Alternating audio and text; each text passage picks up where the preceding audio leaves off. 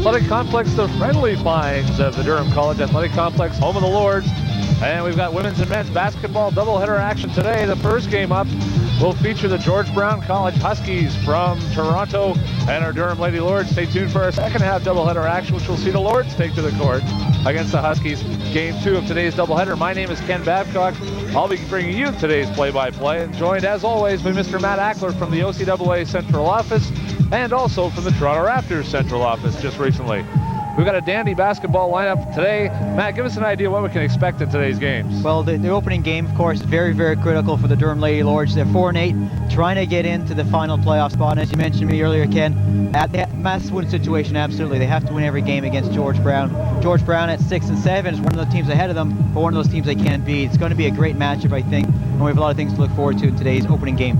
Well, certainly the George Brown Huskies, led by Sandris James, their all-star center, will no doubt be a big part of the George Brown Huskies squad. And Durham, led by a leading scorer, the number one scorer in the OCAA, Julie Goodhouse, at 20.9 points per game, a familiar spot for her, Matt. That's right. She leads all scorers in the OCAA. An all-star also will be counting on Colleen Sherwadi, an all-star as well, who both participated at the OCAA all-star games this past January 21st. Durham College coming in at 4-8, as we mentioned, Matt. George Brown 6-7. This is a must-win situation for the Durham Lady Lords if they have any type of hope of making the Division I playoffs. Currently, they sit now in 7th place. They need to finish in the top 6 to make the OCAA playoffs. Durham College with two ever so important factors. They play George Brown twice. They must win at least both of those games, but in fact, the games against George Brown count the most because George Brown is the team they're chasing in the playoff hunt right now. The second half game, Lords Huskies, to come later, but first of all, we're moments away from tip-off of this regular season matchup, do-or-die situation matchup for the Durham Lady Lords as they'll face the George Brown Huskies.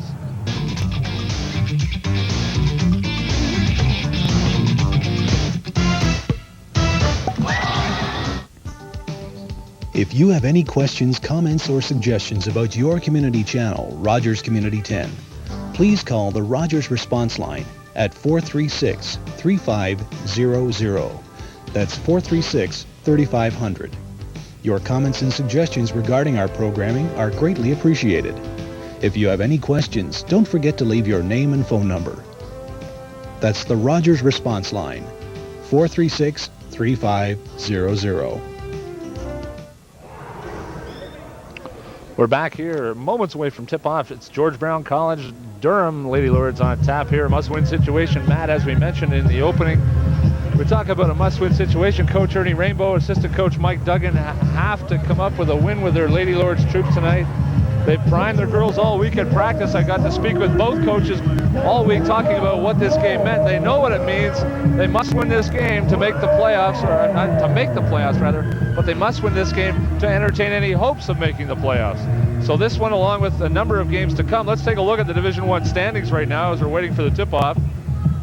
And we talk about George Brown, a tough team. 2 matchups to come. Durham plays today, and they also play 2 weeks from now at George Brown. They must win both of those games to entertain a hope of making the playoffs. We'll have the the Division I women's standings a little bit later. We're set to tip off here. It's Julie Goodhouse and familiar number 44, Heidi Wayne, Heidi Brown, Sharon Cook's out there. Colleen Sherwadi to start for the Lady Lords. We'll tip it off right now. And George Brown wins the tip. And right from the opening tip, Warwick misses for George Brown. But Sandris James, her familiar number 24, lays it in. And starting for George Brown is Ida Gabrielle, Sandris James, Maureen Rooney, Suzette Simpson, and of course number 10, Charmaine Warwick. Again, we saw Sandris James get offensive rebounds all throughout the All-Star game, and we saw her do the same thing here today to start the game. Now Durham's first possession does not go well. However, it goes back to George Brown. And work it inside. It'll go over to Durham here. Durham coming off a big game on the weekend against Mohawk. They came out on the short end of a decision, 65-44 at the hands of the Mountaineers on the road in Hamilton. But definitely must-win game tonight for Durham. Well, that's nothing to be ashamed of. Mohawk definitely one of the top teams in the league with a 9-3 record. Durham at this point, as you mentioned, Ken, has to win them all down the stretch. This is where it starts. This is essentially a playoff game for Durham. See the early going, something Durham has to do. Coach Rainbow stressing all season long. They have to move the ball. They do there. Nice pass there from Sherwadi into Goodhouse, and Goodhouse draws the foul. That's what Durham has to do today to be successful. Move the ball around the perimeter and look to move the ball inside whenever they get it, and pop it out if it's double team and triple team. We certainly know Julie gets a lot of that. We saw double teaming is often the case against Goodhouse. Super movement of the ball. The other thing Durham's going to have to do in this game is avoid turnovers. That's plagued them in other games in the past. Let's see how that goes. That's Sharon Cook opens up the scoring for Durham. And we're tied at 2 here in the early going of this OCAA regular season match. And we got a referee's timeout here. Yeah, that clock went on and went off. That clock was got a timeout here. Referee Dino Zano here is taking timeout. Talk to the coaches and the minor officials at the bench. There's something wrong here, too. What's up? I can't get, watch this. Team fouls, guest 1. Look at where it And well, we have this break on right now. Short break. We can go to the commercial here. We just started play just under 2 minutes into the game. Correction, 1 minute into the game. We'll take a break here. You're watching OCAA women's basketball action on Rogers Community 10. If you have any questions, comments, or suggestions about your community channel, Rogers Community 10, please call the Rogers response line at 436-3500. That's 436-3500. Your comments and suggestions regarding our programming are greatly appreciated. If you have any questions, don't forget to leave your name and phone number. That's the Rogers response line, 436-3500. Hey, we take a timeout right now. We're back to action here. Just a slight moment here. They're changing the main game score clock. A technical problem with the scoring apparatus as they attempt to fix that and get the score put back up on the board. We're going to take a look at the Women's Division I standings right now and also the scores from around the OCAA and recent play on the women's circuit. As we see there, Ken Humber still undefeated, going for an undefeated season as they did a couple of years ago. 13-0 in first place. A strong year all the way throughout. Fanshawe is the defending gold medal champs in OCAA women's play at 10-1. Mohawk, we talked about what a good team they are, 9-3. And we see a number of teams there clustered. Niagara, George Brown, Seneca, 7-6, 6-7. And Durham there at 4-8. They're trying to catch up to those teams. They want to get into the playoffs. That was the goal of Coach Ernie Rainbow and the squad at the beginning of the year, and they have to win these games. We'll take a look around the OCAA. George Brown coming off a huge loss against Humber, of course. Humber, the class of the league, and undefeated right now. And we see Durham's record as well. Mohawk 65, Durham 44. The Lady Lords have 4 games remaining, and this is a big one. We're back to action now. Out. That's it, Sharon. That's it. Help.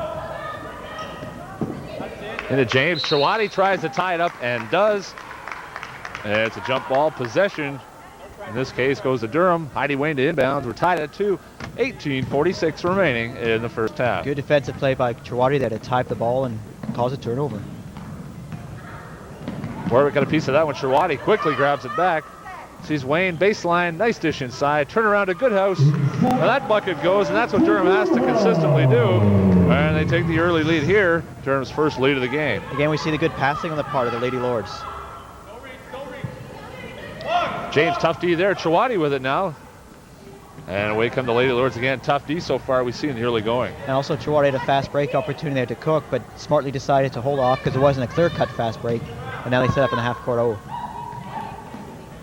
Here's Brown, passes it away right into the hands of a Husky defender. Suzanne Simpson, however, she runs out of room on the end. It'll be Durham ball with a fresh 30. Heidi Brown's got to be a little more careful with the ball. She had the ball up, and even though Simpson's a smaller player, she jumped and stole the ball, knocked it away. There's Sherwadi now at the top. She'll quarterback the offense. Warwick gets a piece of that again, ever so quick on defense. Inside, Brown had a chance to shoot. Alexis soft back outside. She had the shot back outside. Wayne this time rebounded. Heidi Wayne, some player that Coach Rainbow would like nothing more to see her get more involved in the offense, and that's Heidi Wayne. And she hits for that bucket, and Durham leads 6-2 here in the early going.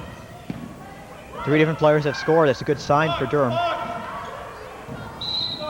The team usually relies very much on Goodhouse, the leading scorer in the OCAA, but this time what they need usually in the games that have been successful is games where other players have scored, got up to that double-digit scoring column. That foul, that play there goes against number 14, Ida Gabriel. Her first personal foul. Timeout, George Brown on the court here. 17:27 remaining. It's a 4-point Durham lead in this must-win situation. You're watching OCAA college basketball action on Rogers Community 10. And we'll take timeout right now. We'll be back with more action in a moment.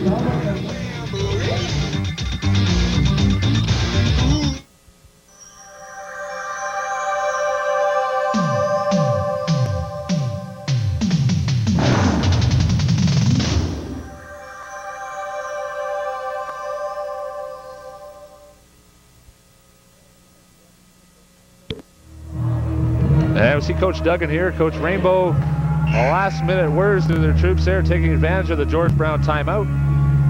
They're back in action here. It'll be Durham ball. They lead 6-2 here in the early going, and Matt, definitely what Coach Rainbow wanted to see. They haven't got off to the best of starts. They got off to a terrible start in Hamilton on the weekend, trailing by 16 at the 10-minute mark.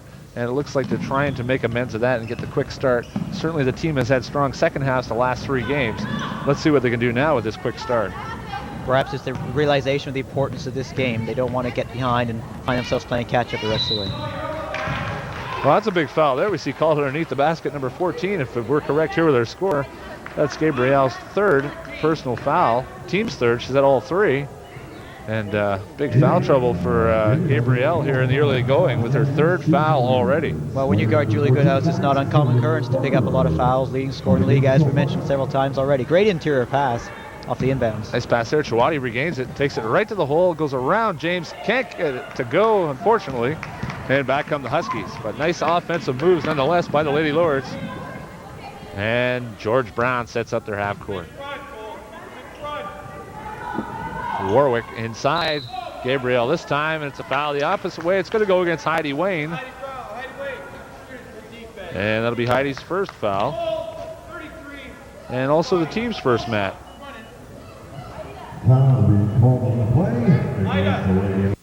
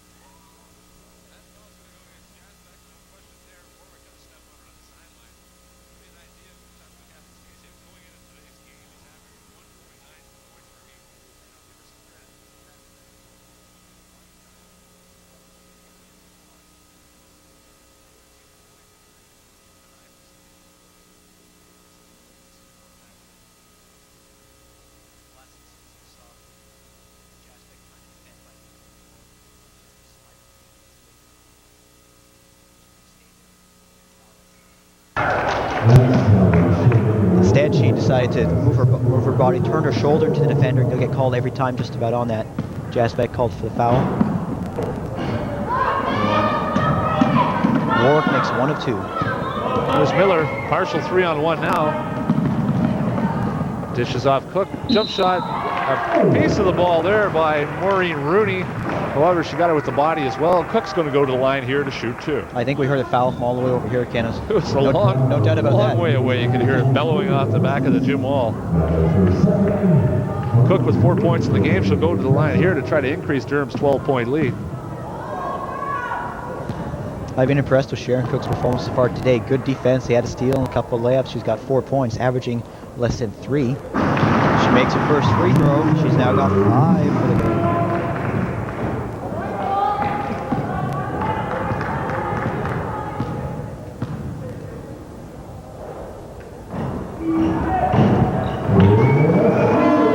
Sharon Cook has superb form there. That particular occasion. 22-8. Durham with a big lead. They have the press, they show it, and they decide to pull back here with a big lead and 7:30 to go. Calling kickball on that defensive play. George Brown will maintain possession, and they'll reset the shot clock at the usual 30 seconds. George Brown has the ball on the far side.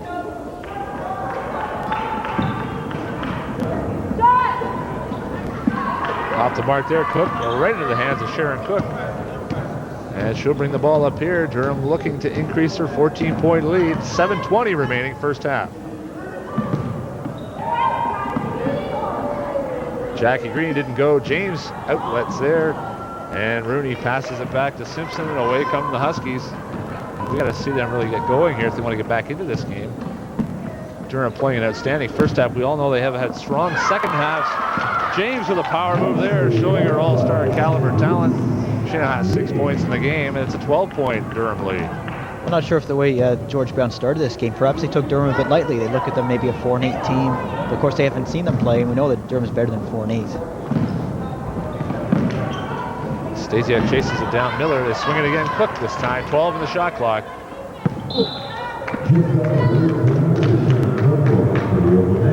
Turnovers. We haven't had a lot of them yet. Durham made now 3 turnovers the last 3 trips down.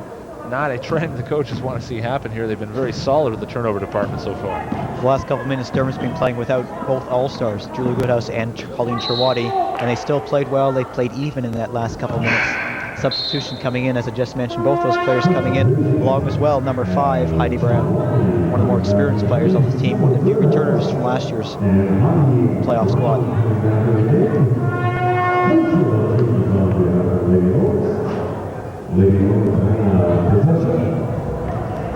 And Stasiak sits down, as we mentioned in the game now. Cherwadi, Brown, and Goodhouse. They join Cook and Miller to put a good squad out there. Still have a size advantage. Warwick so quick there, got a piece of it. Cherwadi had to pick up her dribble. Brown. Miller double teamed there, no one on her. Seemed to know what to do with it there. Instead of turning around, maybe taking a shot at shooting the ball. She's laughing about it now. She knows she should have. Got 6 seconds on the shot clock here. Cook to inbounds. Durham has to get a shot away quickly if they want to get an effective shot. Here's Cherwadi. 4 on the shot clock. Sees Cook. Nice pass inside. And they can't get it to go. Cook was certainly aware of the shot clock. I'm not sure Cherwadi was. I think she was. Cook certainly knew about it, got the shot away quickly. Here's Simpson now, 5:47 remaining first half. The Lady Lords by 12.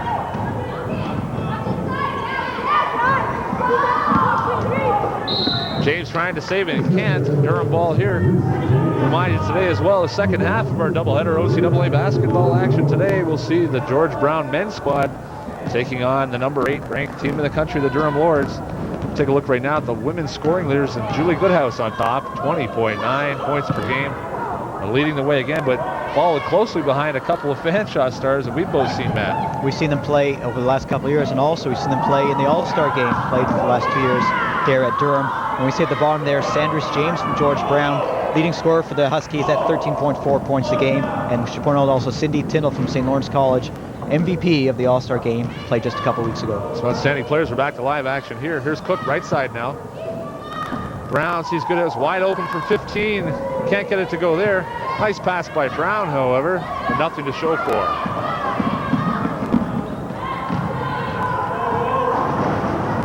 Durham had an opportunity to push the ball there. Could have had perhaps a 3-on-2 break, but again, Tirwadi decided, let's play it safe.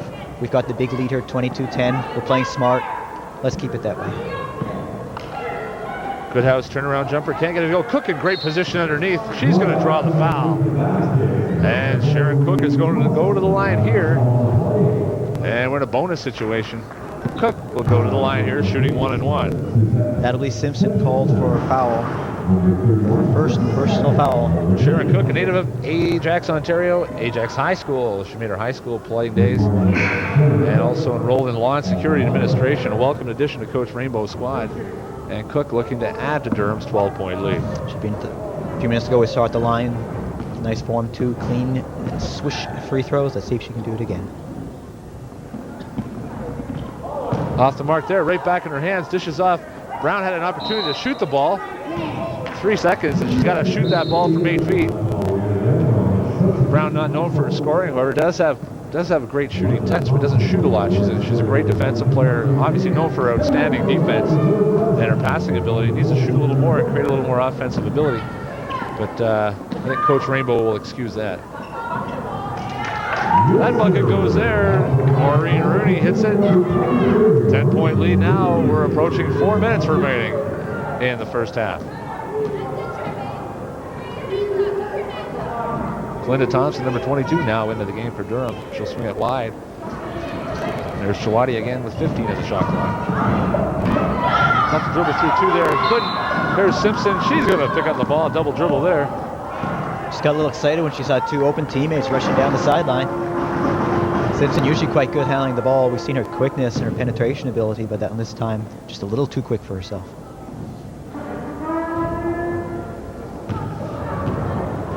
Here's Miller. Fresh 30. 3:52 remaining first half.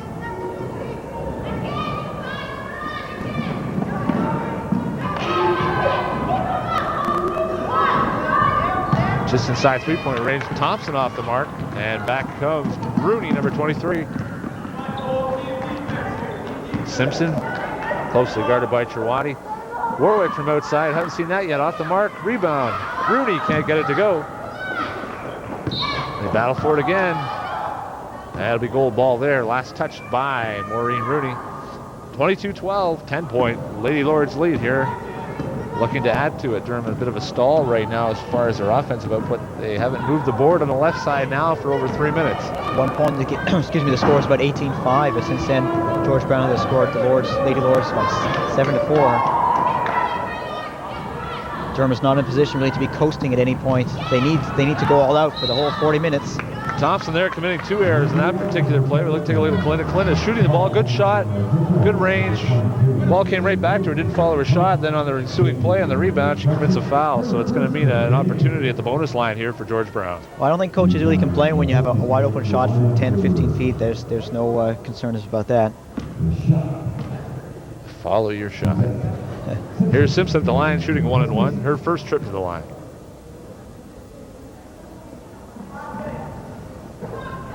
And can't get the friendly roll there. Goodhouse clears out with the boards. Everyone is in rebounding position for a while. That ball bounced about 3 or 4 times off the ring. Thompson right to Warwick here. Warwick has a break all alone. She'll lay it up. Can't get it to go. And that ball's going to go back to Durham. George Brown can't finish off. Well, Thompson made a bad pass there. She telegraphed that all the way, and of course a steal by Warwick. That's happened a couple times now for the Durham Lady Lords. They've got to fake high and go low, fake low and go high. Do something to make sure that they don't turn over the ball. That was killed them in a couple games, and they weren't doing it for the first 10 or 15 minutes.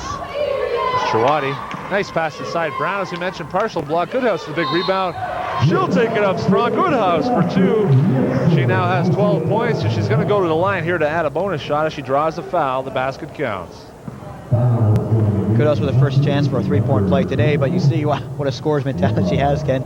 She knew that Heidi Brown shot, the ball was tipped. She went right into the basket, got the rebound, and went straight up and went up strong to get the bucket.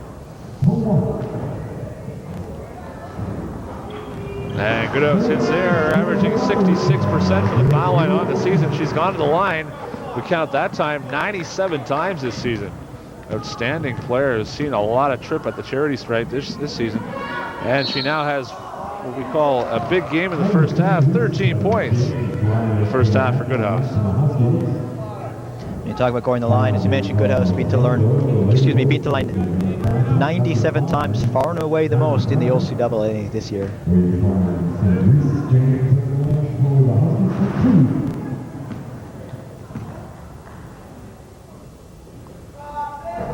Sandries just off the mark. First one left it a little short.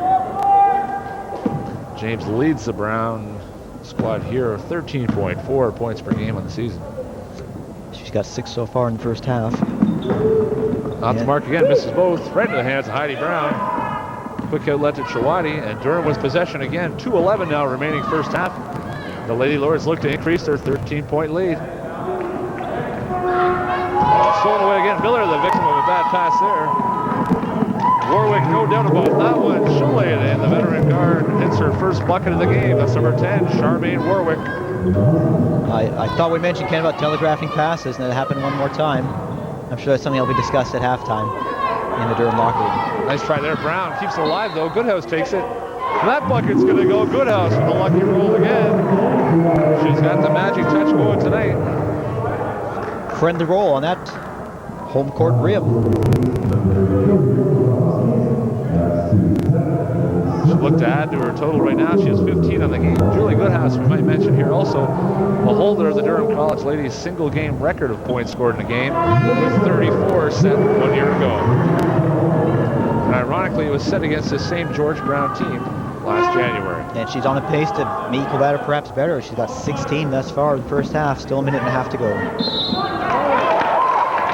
Sanders James is called with the offensive foul, pushing off with the elbow. Pushing off against Goodhouse. Good job with defense by Julie Goodhouse. She can play offense, we know that, but right there she also plays some tough D.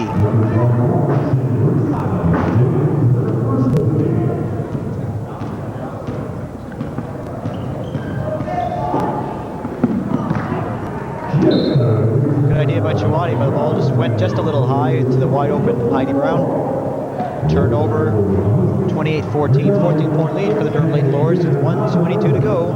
I'm sure coaches Duggan and Rainbow are encouraging their squad to keep up the tough defense and the ball control for the rest of the half and to maintain this 14-point lead. Hey, Miller, nice defensive play there to shut off her man. Back come the Lady Lords. Outstanding first half of the Lady Lords here. We approach the 1 minute mark. Thompson just off the mark, good shot. James calling for traveling there to be Durham ball on the end line. 14-point Lady Lords lead. Here's Goodhouse. Right in the hands of Warwick. She's become a specialist at picking up bad Lady Lords passes. Warwick all the way down. You can count that one in the bag for 2. 28-16. But Goodhouse there, she jumped up in the air not knowing what she was going to do with it. One of the big mistakes that a basketball player could make. They turn the ball over quickly there. 45.9 seconds remaining in the first half. Mike Duggan encouraging his squad to play defense in the last 44 seconds or so. Keep those hands up, keep the feet moving. That's more important. There's Warwick, 20 on the shot clock. Off the mark there. James rips it away from Brown there. James 30 now. The shot clock doesn't matter now. 25 seconds remaining. 20 in the shot clock. George Brown pulling it out. Looks for them to move the ball in at about 12 seconds. 12 seconds now. Shot attempt there. Jump ball with 11.2 seconds to go. A jump ball for Sarah Laurie Peterson having the ball blocked. Arrow favors Durham. 11.2 seconds. Here's Miller. 5 seconds. She's got to hurry up a bit, I think. 2 seconds. Thompson wide open off the glass. Can't get it to go, but a good shot attempt nonetheless. Thompson just off the mark. Great shot opportunity. The Durham Lady Lords at half lead the George Brown Huskies. The score, Durham 28, the George Brown Huskies 16. 12-point lead for the Lords. Matt, certainly what Coach Rainbow wanted his team to come out fired up, and they certainly have. It was a great first half for the Durham Lady Lords, and they really needed that. As you mentioned, a couple slow starts, but tough defense and a good solid offense gives them a 12-point lead. Great team effort so far from the Lady Lords.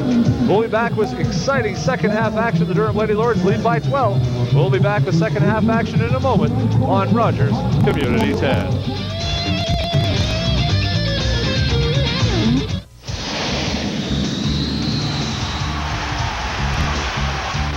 you have an upcoming sporting event that you'd like advertised free of charge? Well, you can get your message into almost 74,000 homes across Durham on the Goal Line Upcoming Events billboard.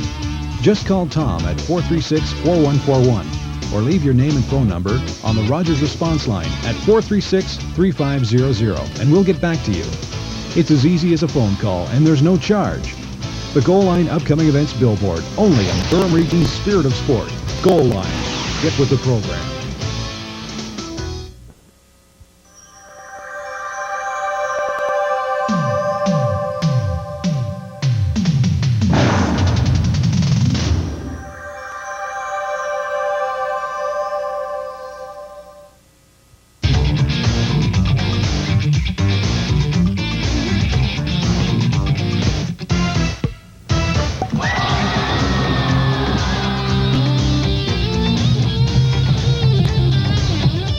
Point lead in the first half, and the Lady Lords were moments away from tip-off in the second half of this OCAA contest. And Matt, Durham College playing a solid first half, one of the best halves of basketball I've seen them play this season. It was indeed a superb first half of basketball. But what we have to do, we want to see this Durham team is for real. Are they going to copy that into the second half? Are they going to have a strong second half as well? 1 point, they were leading this game 20-5, and now it's 28-16. So since that point, about halfway through the game, halfway through the first half, it was pretty even, in fact, a little bit in George Brown's favor. Let's have to see what Durham comes out in the second half. We know that this is essentially a playoff game. The Lady Lords, as you mentioned, got to win all their games the rest of the way, the remaining 4 games, to get into the playoffs. This is where it starts. This is playoff-type game for them. Well, as they get ready to go here, second half action, we all know Durham has had a great second half. They had an outstanding second half on Saturday, although it was too much to overcome after their dismal first half. But outscoring Mohawk on Saturday was a great powerhouse. And this looks like they've taken that second half and really transpired into a positive start today. In this must-win situation, Durham must win both meetings. This is the first of 2 against George Brown if they entertain any hopes of making the playoffs, and then ultimately qualifying for a sudden-death quarterfinal game, and then ultimately, nice play by Goodhouse there, and ultimately having a chance at making it to the Final Four. Ken, were you going to explain the playoff system again, or was that clear in the first half? I don't know if I can get it right. I think you did a good job. The first time. We saw previously again, Colleen Chirwati certainly started the second half strongly with this nice steal and an offensive opportunity. There's a test here. First bucket. The Lady Lords get the first bucket here. That'll really set the tone for the second half. Excellent defense there. Julie Goodhouse slamming the door shut on Charmaine Warwick there. Traveling violation, Durham ball, and as I mentioned, first bucket here would be a real boost to Durham's success in the second half. Excellent help defense just on that last play, as you mentioned, by Goodhouse. Defense has been strong throughout this game. Well, Goodhouse there, taking one too many steps. It'll go back to the Huskies. Stay tuned for today's second half of our OCAA doubleheader here on Rogers Community 10. The Durham Lords taking on George Brown following this game in a key East Division matchup. The Durham Lords 6-2, coming off an exciting game, a thrill right down to the dying seconds on Friday night. 79-76 the score. It was Algonquin 79, Durham 76. Durham's only 2 losses in their 6-2 conference record happened to come against Algonquin. Durham ranked number 8 in the country. George Brown, no easy task as well, sporting Lester Jones, the OCAA's second leading scorer at 27.4 points per game. That's a matchup that's certainly going to be something to look forward to, especially if he goes head-to-head against the big Cuban, Augusto Duquesne, leading scorer in the OCAA. It's a battle of the top 2 guys. They're going to put their personal battles aside and teams aside. It's going to be interesting matchups to watch it all boil down. Right now you're watching second half action of the women's game right now, and George Brown looking to get back into this game. The Lady Lords have built up a 12-point first half lead. Let's see what happens. It was a sloppy first minute and a half so far in the second half. Number of turnovers on both sides. Nobody scored yet here in the second half. Turner once again. Ball goes out of bounds there. Gold ball. Gold referring to Durham. We see Charmaine Warwick down here shaking up on the play. I suspect she just jammed her finger against the ball. Nothing serious as she gets up. Set it now. Heidi Wayne and Chirwati, Cook, Brown, and Julie Goodhouse for the Lady Lords. Gabrielle, we see number 14, Ida Gabrielle in the game. She has 4 fouls. Number 14, watch her. She has had a tough time trying to help out with Julie Goodhouse, and as a result, picked up 4 quick fouls in the first half. 10 on the shot clock now. Here's Goodhouse, Chirwati now. Winding her way in. Nice pass to Goodhouse. Can't get that to go. They battle for it. Cook with the rebound. Yeah, kickball there. Could have a 5-on-4 opportunity. Simpson went for the steal and she was out of the play. Durham had 5-on-4, but maybe a smart play to kick the ball away because you got your defender back. Goodhouse left wide open on that one. You can't do that. She's got 18 on the game to lead all scorers. The OCAA's leading scorer, Julie Goodhouse, averaging 20.9 points per game. Now has 18. That was the first bucket of the second half, as you mentioned, Ken. Let's see if that carries Durham through for the next little while. That foul's going to go against Heidi Wayne. And that's Heidi's fourth, according to our records. And not what Coach Rainbow and Coach Duggan wanted to see so early in the second half. Wayne slowly creeping in as a freshman. More playing time, contributing more, and really finding out that she can play. It's more of a confidence factor for Heidi Wayne. She has to find that confidence she can play at this level. She's slowly starting to get that, but right now facing 4 fouls, it's going to take a little bit of her aggressive play out of the game right now for Durham. I think she'll be sitting on the bench to make sure she doesn't pay off that fifth, because she's a valuable contributor to this team. 42, Melissa Jasbeck coming in on a strong first half. So Wayne checks out with 4, Jasbeck in now. Shot off the line, doesn't go. We got a traveling violation. It'll go over to Durham. Peterson grabbed the rebound there, good job to do that, but just couldn't keep her feet planted firmly. George Brown falls all the way back into let's see if it's his zone. Looks like his zone defense here. And Coach McClellan here for George Brown certainly keying on some of their foul troubles with Gabrielle for one. That one doesn't go. Cook just off the mark. Gabrielle at the rebound. Certainly seeing a zone would probably help out in their foul situation. Have gone to it now in the second half.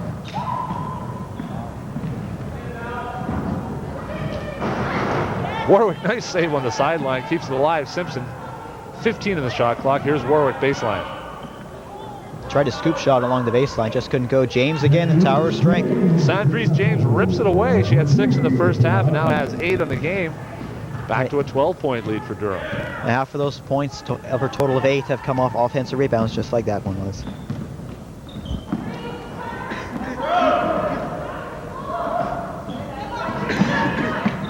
Here's Shawati, nice cross-court pass. Brown saw her wide open. Excellent vision by Heidi Brown.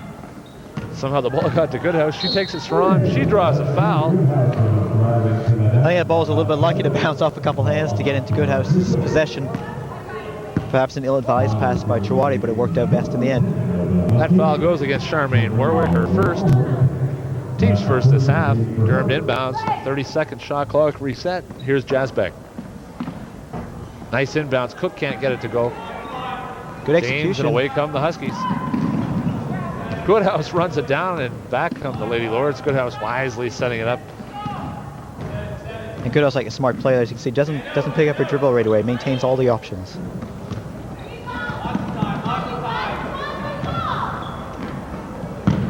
Battle there, Goodhouse against James. Battle of the All-Stars. This time, Goodhouse is going to win that battle. But Julie Goodhouse had that quick first step, spin move around to the outside and along the baseline for the layup opportunity. Couldn't get it, but she got her own rebound. That's hustle.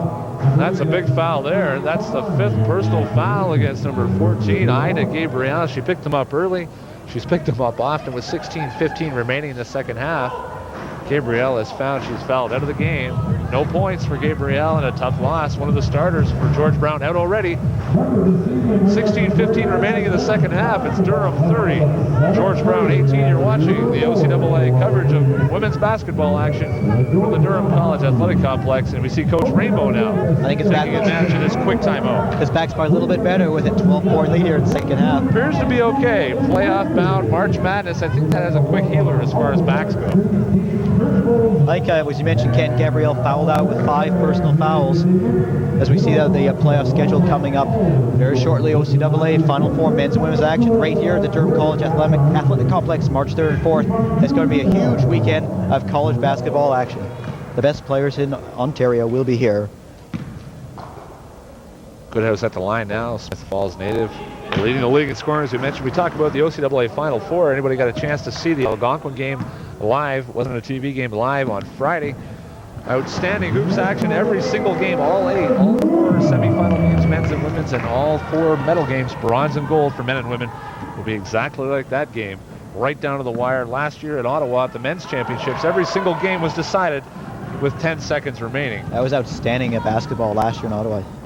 And we're going to see more of that this year in Durham College, the host, right here in Oshawa. Get your tickets early. Admission's $5. Tickets are sold in session. Session 1 is the semifinal action on Friday, March 3rd. Session 2 is the medal round action. $5 as well for that. Gives you a pass to Session 1 and Session 2, $5 a piece. 4 games for that 1 ticket admission. An outstanding value. And you're going to see it right here in your own town. Here's Simpson. Miller, tough D. Long time in the key is James. She gets it away. Battle underneath. Can't get it to go, and Heidi Brown rips it away, showing tenacity as always on the boards. Rips it away is the right Lady phrase Lords. indeed. She did. Yes, sorry to interrupt, Ken, but just ripped it away is the right phrase. She did it. That's what you have to do when you're fighting for the rebound. And that's what they have to see more of. The Lady Lords have to bear it. Backs against the wall. Certainly have risen to the occasion in the first half. Goodhouse. Tough against James. She wins the medal again. Goodhouse now with 20 on the game, just below her season average.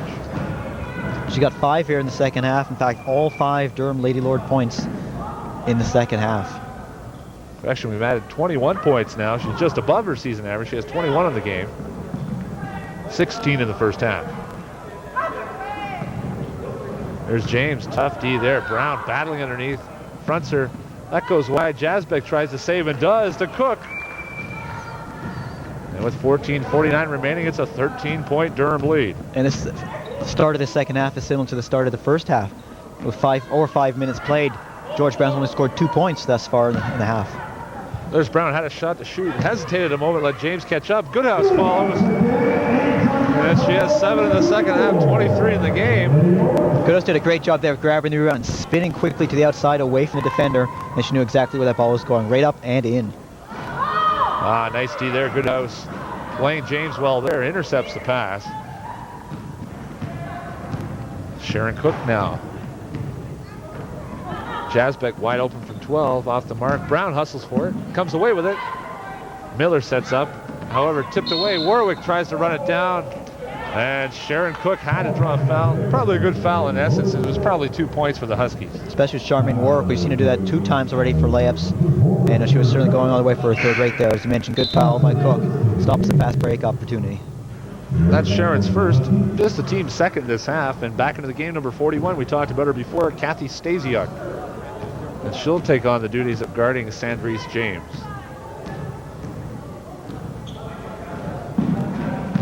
There's a big front line that Durham has him now. Jasbeck about 5'10", Goodhouse 6'1", and Stasiak about 6'2".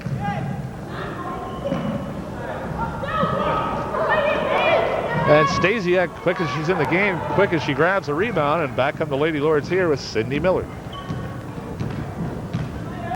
Lady Lords, an outstanding first half, really have come to the forefront offensively. Defense, the name of the game as well. An all-around good half, and Durham looks to be in the same mode second half. I'm sure Coach Rainbow reminded them what this game meant at the half. Goodhouse, nice dish inside. Stasiak right back up, and Stasiak hits for 2. Number 41, Kathy Stasiak, an outstanding addition to the Lady Lords, now making her presence felt in the last 2 games, this one, and also a 13-point effort in Hamilton on the weekend. We talked about the big front line. I think that was a good example right there. Stasiak crashing the boards. No one there to defend her, especially when Goodhouse is in there as well. Stasiak there again, blocks that, rips it down. And right now the Lady Lords are being very stingy. They're not allowing any access to the basket.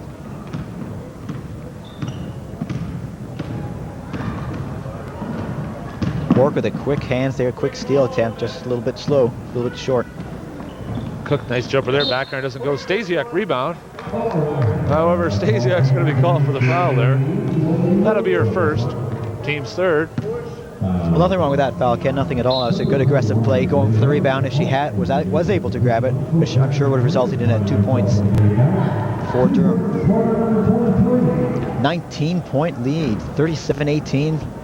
Certainly the biggest lead of the game so far for Durham. 12:20 to go. Touch foul there. Referee's hammering down on Stasiak. That's her second. Picks it up quickly within a matter of seconds. Team foul number 4, and George Brown will hang on to the ball. But nonetheless, the biggest lead of the game, as you mentioned, 19 points. And Jackie Green now back into the game. Steals the ball away there. And she's got a break, a partial break. Warwick chasing. Takes it to the lane. And she lays it in for 2. Jackie Green's on the board. Green in the Sportsman program as well, a direct entry from Mississauga, went to Streetsville District High School. Coast to coast for Jackie Green there. First 2 points of the game. James, nothing doing there. Miller wraps the rebound, and you notice Stasiak picking up 2 quick fouls. Went straight up on that one, not allowing the referees to call anything against her. There's Green, quick hands. Dishes off Jasbeck, right back to Green. Nice pass back. Nice give and go. Jackie Green to Jasbeck, back to Green for 2. And the Lady Lords have now opened up their biggest lead of the game. 23 points. Ken, What can we say? One of the most impressive things, is, aside obviously from the defense performance, but the balance on offense. Green's getting involved, Jasbeck, Stasiak, a whole bunch of players in addition to Goodhouse. That's what Durham needs. That's what they need all season, and they're certainly getting it today. Maureen Rooney adds her first bucket of the second half. She had 3 in the first half, now has 5. And George Brown now with just 4 points in the second half. Durham outscoring George Brown 13-4 in the early going here. 11-10 remaining. I think we're going to see a move against Melissa Jasbeck. Indeed, she had set the pick, but she kept moving. You can't do that. Once it's set, you have to keep it there. Jasbeck picks up her third foul. Coach Rainbow, Coach Duggan do not want with the latest rash of fouls. That's their team's 5th this half, is starting to get into foul trouble. Here's Simpson. Left wide open, top of the key. Can't get it to go, and who's there? Stasiak to pick the ball up. A little bit too quick out of the gate there, and she's called for traveling. She did a good job to go after the ball. The most important thing is you have to keep the ball, and she just took an extra step.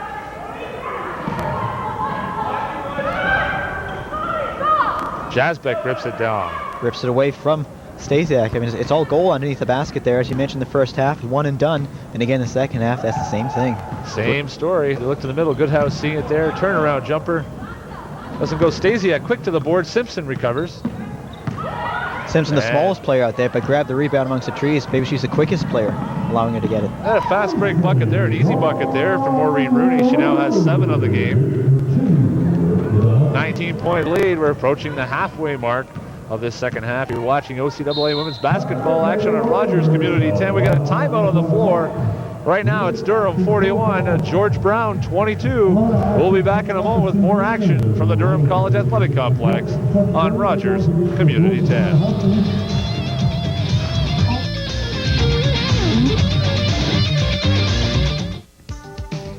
If you have any questions, comments, or suggestions about your community channel, Rogers Community 10, please call the Rogers response line at 436-3500. That's 436-3500. Your comments and suggestions regarding our programming are greatly appreciated. If you have any questions, don't forget to leave your name and phone number. That's the Rogers response line, 436-3500. Choctaw time here. April McLennan here from George Brown. Stressing the importance now. They've been beat all night on the boards. They really have. They haven't had a second shot opportunity very often on the boards. Coach McLennan right now trying to get this through to her team before it's too late. 19 points with 10:20 remaining. Not insurmountable, but certainly got to start taking a stab at it and starting to chip away. We take a look now at Coach Duggan charting some information here for the Lady Lords. It was in fact the Durham Lady Lords who called that timeout. They had a bigger lead and just slipped away a couple fast break opportunities for the George Brown Huskies. Cut the lead by a little bit, but I think Durham's got to maintain possession of the ball. Be careful of what the Huskies are going to do. They may throw some zones at them. They may throw some presses at them. They may try and do some double teaming and go for some steals to get back in the game that way. No question about it. 41-22 Durham leads. Durham with the ball in possession as well, calling that timeout. Foul trouble, we talk about foul trouble. Heidi Wayne for Durham with 4. Kathy Stasiak has 2. Goodhouse has 2. Gabrielle already fouled out of the game, a starter for George Brown. And the other person in trouble for George Brown is Suzette Simpson, their point guard, who has 3. There's Warwick. Green hustles back to slow it down. James forces that one, but luckily gets the ball back. It's a battle under the boards there now. Rooney with a shot, foul there. And we've got another foul. It's going to be 2 shots for Maureen Rooney. Miller calls with a foul On the arm, on the shot, that'll be 2. Cindy Miller picks up her first foul. We talk about the Lady Lords the rest of the way. Tonight, speaking of tonight, the Lady Lords after today, 3 more games left. February 14th versus Seneca. That's on the road at Seneca. February 17th back here, a 7:30 start on Friday, February 17th against Niagara. And also at George Brown, February 22nd. A key matchup, a 6 o'clock start. 3 games to go after today. Durham must win at least 3 of the 4 to have a chance of making the playoffs. And the key factor is they have to win today, and they also have to win on February 22nd. Those 2 key head-to-head games. We look at all those games, Niagara, Seneca, George Brown, all teams that are 7-6, 6-7. These are teams that Durham can beat. It's not like the Humbers of the world who are 13-0 and really tough. I would mention as well, Humber with a little bit of help, they beat Seneca 75-73, and Mohawk as well, beating Seneca 70-64. Seneca now with a 6-7 record as well. But certainly Durham can have the power in their own hands right now. They beat George Brown twice. That puts them in a better situation. That one's tied up. So Jump ball this time. We look for the possession arrow. It will be in favor of Durham. 9:38 remaining, second half.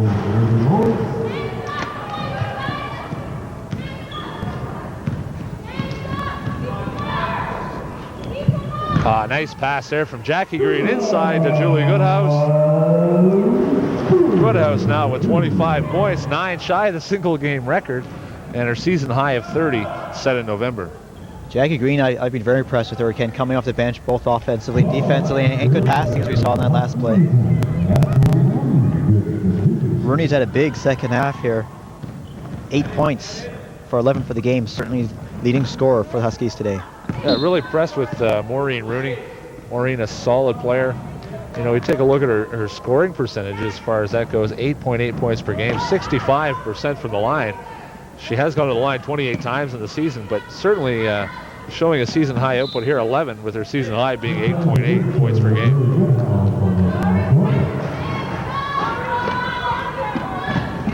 Here's Goodhouse now, 16 in the shot clock. Miller pulls it out, Brown flashes, here's Green. Running Jay from 8 feet on the right side, and Jackie Green hits nothing but net there. She has 6 points on the game.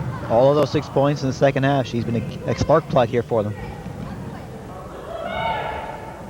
Nice pass inside, can't get it to go there. Number 12, Lori Peterson. Tough luck all night for Peterson.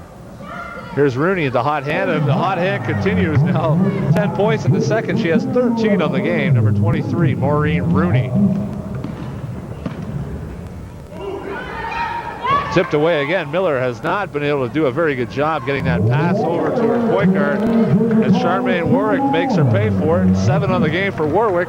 That cuts the lead to 15. Ken, is that about 4 or 5 times Warwick has done that, stolen the ball? I count 5 at least, and something Durham has to cut down on because it's an automatic 2. And again, they come away with it there. Scramble, however. It'll be a jump ball this time in the favor of the blue uniformed Huskies. However, they got to cut down on the turnovers. If they want, at least with the turnovers, they got to cut down on the turnovers that are leading to direct fast break buckets. Back into the game for Durham, and Cindy Miller will take a break right now and a breather. And back into the game is number 4, Sharon Cook.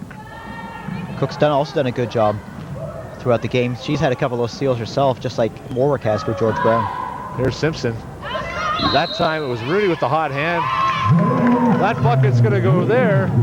And she knows exactly where she's going to go now. That's Sandrese James for 2. She goes right to the foul line. She's going to have an opportunity to add another. This could cut it to 12. I'm sure in the George Brown huddle next time we'll hear that was a pass, but that wasn't a pass. Good job by James to crash the offensive board. She's now got 10, chance to make it 11. As you mentioned, cut the lead down even further. James doesn't get it to go. Rooney keeps it alive. Brown chases it down, unaware that it was going to be Durham ball anyway. A good hustle nonetheless, 45-32. Durham leads, 13-point lead, 7:42 remaining in the second half. Certainly we still have a ball game here. Durham perhaps thought they had this one wrapped up, but not the case.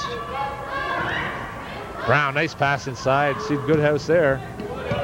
New 30. Here's Cook over to Green.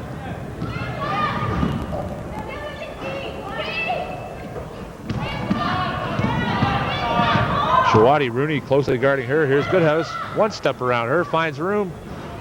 That doesn't go. Cook got a piece of it. Goodhouse keeps it alive. Could have probably been a foul there, but it goes out of bounds, and it's going to be Huskies ball.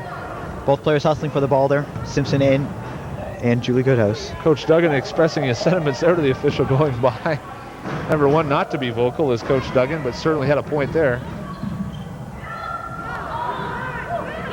Simpson a little bit wide. Warwick chases it down, and she hits for 2. Charmaine Warwick now has 9, and that cuts the Durham lead to 11.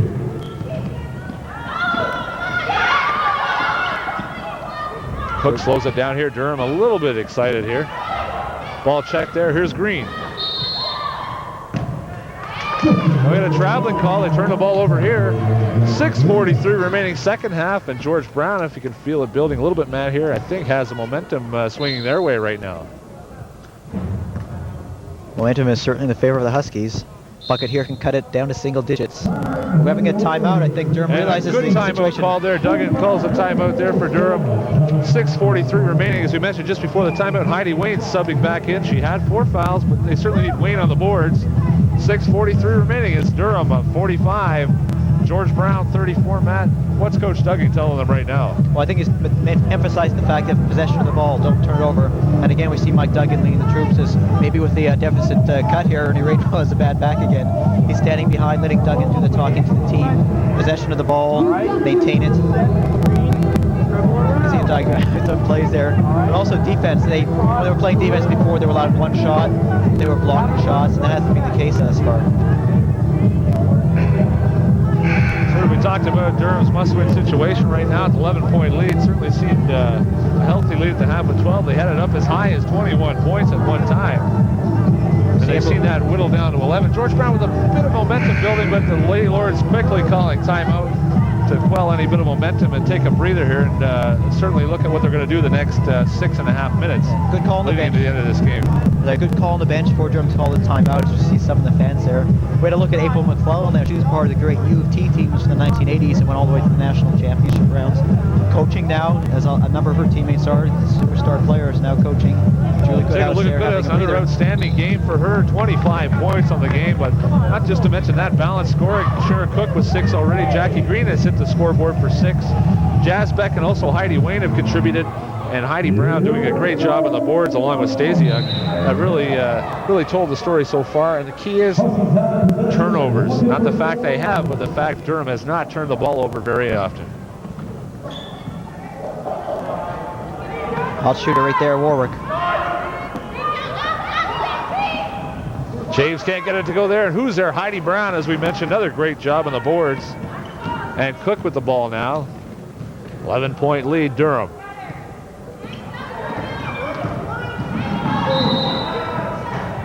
Schwartz had a pick there against Warwick, and it's a good thing she didn't get called for moving. She realized that she was possibly going to get called, so she stepped away and let the pick go.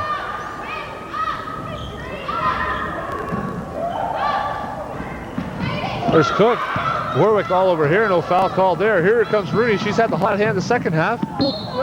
Checked out of bounds, and Rooney will keep the ball. George Brown underneath the basket.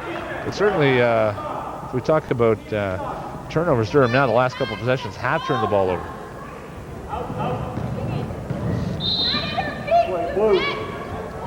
Part of those turnovers have been a result of the more intense George Brown pressure. They're applying that because they realize they're actually against the wall here. This is not a must-game win for George Brown, but certainly a very important one. Could clinch a playoff spot for them. There's Peterson. Warwick dishes it off. Tried to see James. Doesn't. Out of bounds. Durham ball. 5:56 remaining. Let's see what the Lady Lords can do here. Warwick's been one of the key spark plugs offensively and defensively. We know she's stolen the ball a number of times for fast break layouts, but she had some good penetration there. And some steals. Durham's got to keep an eye on her. That's what Heidi Wayne has to do. Unlucky there, but that's a shot Heidi Wayne's got to be taken. That's a shot you're going to see a lot of over the next 2 years as Wayne progresses with her collegiate career. Nice D from Wayne. Taking away Maureen Rooney on the play. Could have been an offensive foul. Wayne and Heidi Brown, they take it right back. Wayne elects to dish off. A little bit too much passing. 2-on-1. And we got a player down at the far end here. It's Maureen Rooney. And it looks like it was a victim of the collision at the other end. Heidi Wayne taking the charge. Rooney looking to dish off. And Rooney down now, suffering a knee injury. Might be one of those cases of knee against knees. The last place with Heidi Wayne and Heidi Brown coming down. Not your classic 2-on-1, resulted in a ball going out of bounds and a turnover.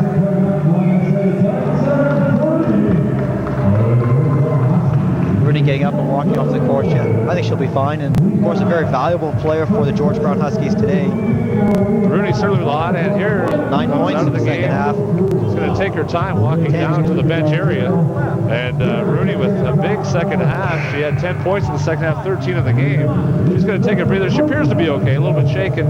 May just have bruised knee for a Charlie horse. She's going to take her time here. Coming into game to replace her, number 11, Joanne Gomez. Saw a little bit of action in the first half, but not get on the scoreboard.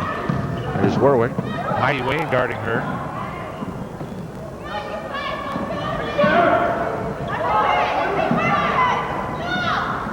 Simpson 13 of the shot clock. Shot clock down to 7.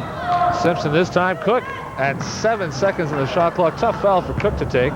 7 seconds in the shot clock. Ball up at the top, even at top of the circle. That's Cook's second, but the key thing here, it stops the clock for one thing, and also it's a bonus situation now.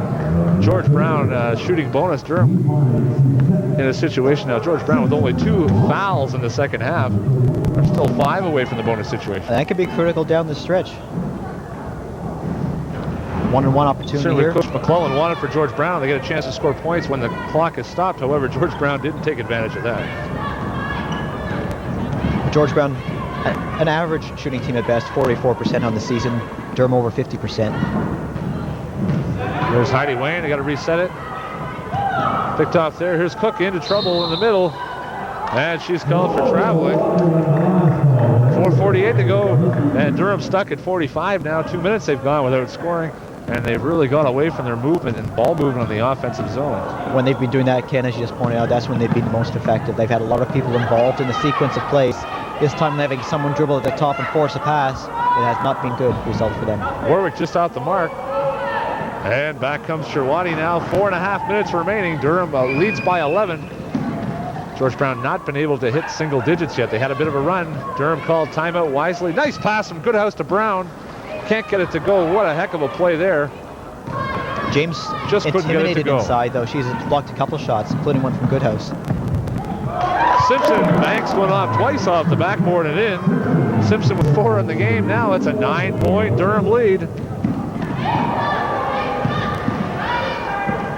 Heidi Wade turns the ball over to Simpson.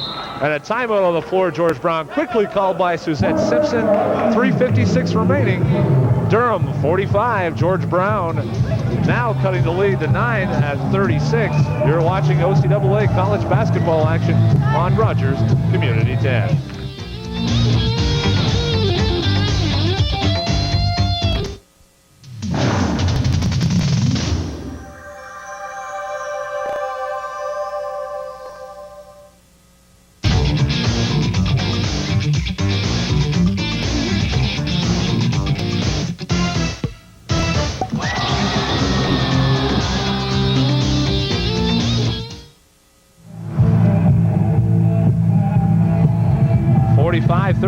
Timeout on the floor. George Brown calling a timeout. They have possession of the ball as well. They're going to look here after charting out a play here.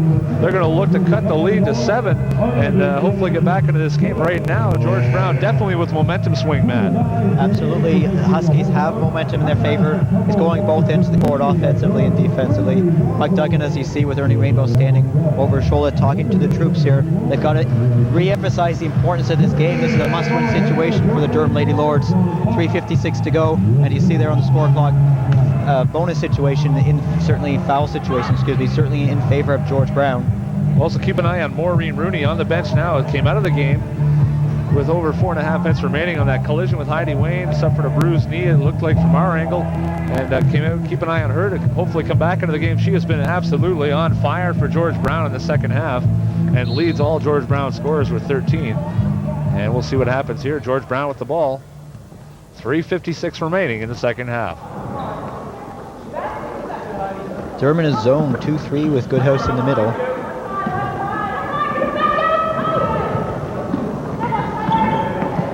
Swing pass, Warwick now. Bit of a careless pass, almost knocked away. Gomez, Simpson at the top 8 in the shot clock now. There's Gomez into trouble, gets a shot away, not off the board. Didn't get a piece of the rim. However, Julie Goodhouse rips it down there. It's a 9-point Durham lead. And this time, Warwick gets called for the foul. No doubt about that one, her second foul. Team's third. We talk about that differential foul situation. It's 8-3 right now. 8 fouls for Durham, 3 for George Brown. We got to try to balance that out by working the ball and playing tough offensive ball. Well, the other thing is use the shot clock wisely. Use a lot of your teammates. There's Jasbeck. Brown, nice play inside. This time Heidi Brown follows through and hits her first bucket of the game. An outstanding play by Heidi Brown. Doesn't contribute all the scoring points of a forward in her position, but boy, when she makes them count, she scores the big buckets. There's also a nice pass from Jasbeck for the 2. There's Wayne. Correction, Wayne, rather. We got 2 Heidis. Heidi Brown that time with an outstanding defensive play. And relentless defensive player, always known for her defensive prowess. And Heidi is really coming to the forefront here. 2:56 remaining in this game. Gomez fires a fastball into the crowd there. A little too hot to handle for Warwick. We'll see if George Brown applies pressure, and they do. That time there, Cook tries to tip it. It's going to be George Brown ball. Well, it's perhaps a good thing that she did tip it, because if she didn't, Simpson might have stolen and had a 2-on-1 opportunity. Now we're back into the half-court set. The only situation I can say right now, Matt, is George Brown really hasn't taken advantage of the opportunities they've had to get back into them. And that was an offensive foul there. The other thing, referee Dino Lozano coming to the bench. Offensive foul, and it's going to go here against Sandries James. That's her second foul, team's 4th. Again, full court press, but one of the things I can mention, Ken, with George Brown in a bonus situation, they should be perhaps even aggressive here, having the chance to go to the foul line and stop the clock even. Here's Goodhouse, Jasbeck. Tough there, trying whether to stop or dribble the ball. Jasbeck has a smile on her face. She knows it. Good job by Durham. Textbook example of breaking the press. They did an excellent job there. Jasbeck just a little too over-aggressive. Took the extra step. 2:30 to go. Durham still leads by 11. Here's Warwick. Simpson now. Gomez. Cook on her. James fronts this side. And Heidi Brown there called for a foul from behind the play, playing great D underneath. That time she signaled for a foul. That's just her second. But it's a bonus situation here. Stops the clock, and George Brown, Lori Peterson goes to the line.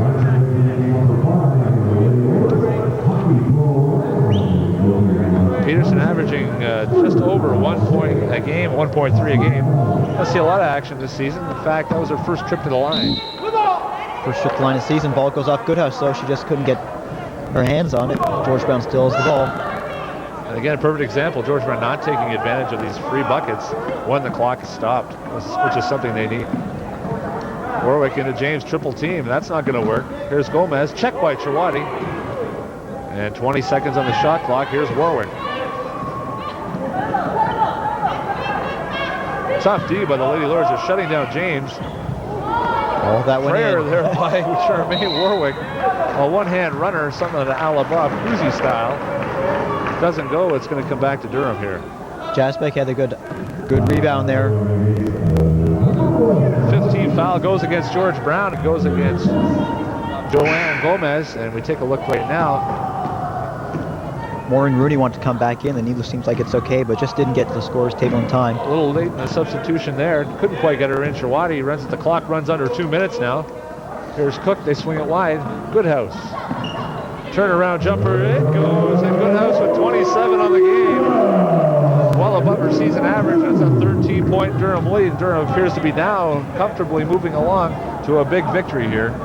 1:34 remaining. And George Brown just can't solve the inside game right now. Well, come down to crunch time. Durham just played, superior inside defense. What George Brown has to do is shoot. They can't pass the ball around like this, Ken. They got to shoot quickly, and they've got to foul and stop the clock. There's no doubt about that. 7 on the shot clock. They're in trouble now. Here's Simpson. Warwick from 3. She steps over for 2, and she's fortunately picking up a foul here. 3 seconds left on the shot clock. You're up by 13, just over a minute to go. You did a good job defensively for 27 seconds here. An excellent job, as a matter of fact. And then with 3 seconds to go, you have a foul. Here's Warwick at the line. Charmaine averaging just under 10 points a game, 60% from the line. She's 40 of 67 from the free throw line. In her 3rd year with the Huskies.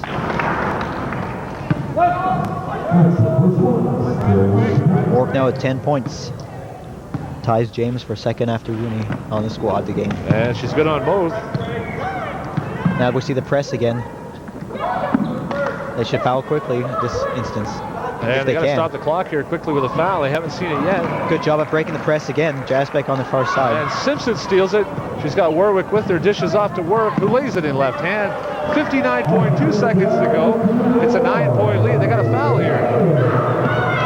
No reason why they haven't yet. They have to foul because they got to score when the clock is stopped, and they're far from bonus. Goodhouse, not a good move by Goodhouse there. She should have pulled it out. Should have used the time on the clock. You're right, exactly right, Ken. In that situation there, Goodhouse had to pull the ball out, elected to shoot it, and lost the ball. And it's going to result in 2 shots the opposite way with the clock stopped at 40.4 seconds. At this point, the clock is certainly the ally of the Durham Lady Lords. Just over 40.4 seconds to go. Durham should certainly use every bit of their 30-second shot clock and force George Brown to foul them.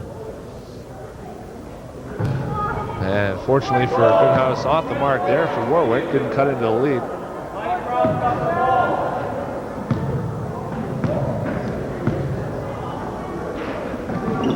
And Warwick hits that one, 8-point lead. Here's a press again, 40 seconds. They got a foul here. Durham's done a good job of breaking the press in this game. They do it once again. Oh, this time they elect to shoot again. Not what they wanted twice in a row. Durham has given the ball up.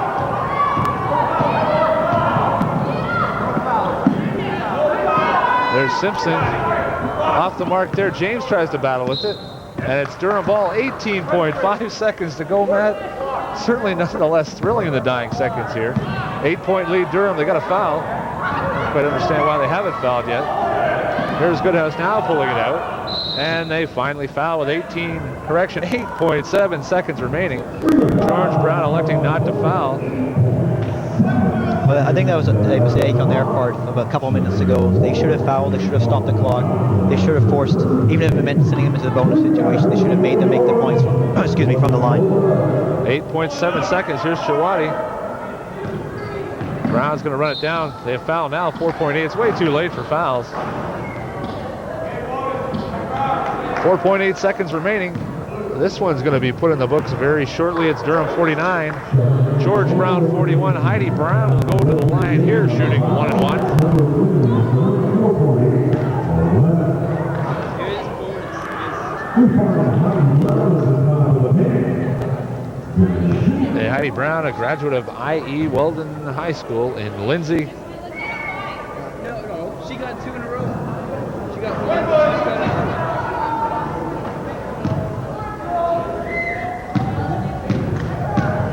Brown's going to the line. 1-1 situation. Off the mark there, off James's hand. That's going to be Durham ball, 3.5 seconds remaining. And it's just a matter of seconds before this one's in the books. And a big Durham Lady Lords win in a must-win situation. They rose to the occasion. There's a foul not called. Simpson, Goodhouse this time for 3 at the buzzer. It doesn't go on the Durham Lady Lords. Capture a big victory here, their 5th win of the season to go against 8 losses. Nonetheless, a big win because it's a 4-pointer against George Brown, who they're chasing for the 6th and final playoff spot. Durham now with a record of 5-8. George Brown drops to 6-8. Makes the game on February 22nd all that much more important. Now we talk about big games. Durham with probably the best game we've seen them play at home all year, and probably the coaching staff would attest, probably their best overall game all season long, and it resulted in an 8-point win. It was a superb game. It's certainly the best game I've seen them play all this year, Ken. I'm not sure about yourself, but offensively and defensively, and a lot of balance. Goodhouse, of course, to start, 27 points, but contributions from people like Jackie Green, Kathy Stasiak, Cindy Miller. Everyone came off the bench and did a super job. Well, no doubt about it. Julie Goodhouse, 27 points. She's equal to her task as the leading scorer in the OCAA, but certainly Jackie Green, Heidi Wayne, Heidi Brown, and Kathy Stasiak also hitting the score sheet. Not to mention Sharon Cook with a quick 6 points.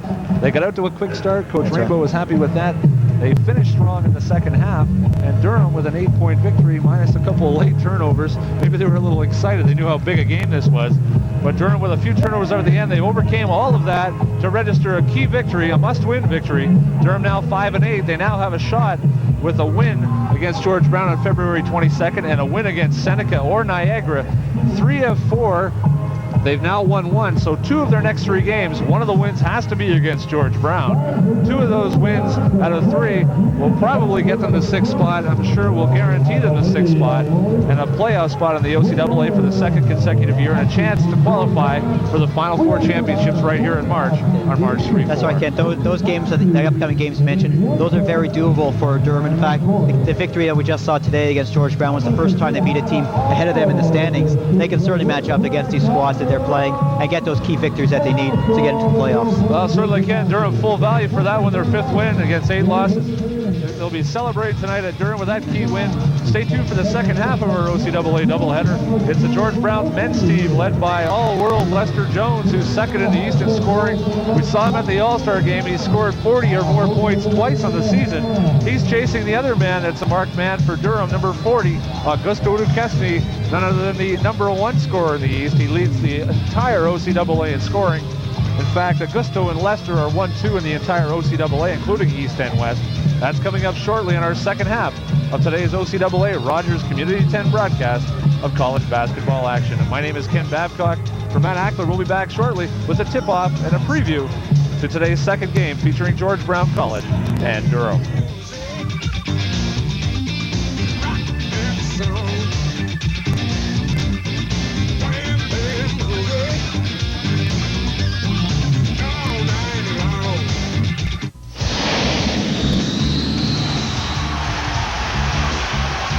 Do you have an upcoming sporting event that you'd like advertised free of charge?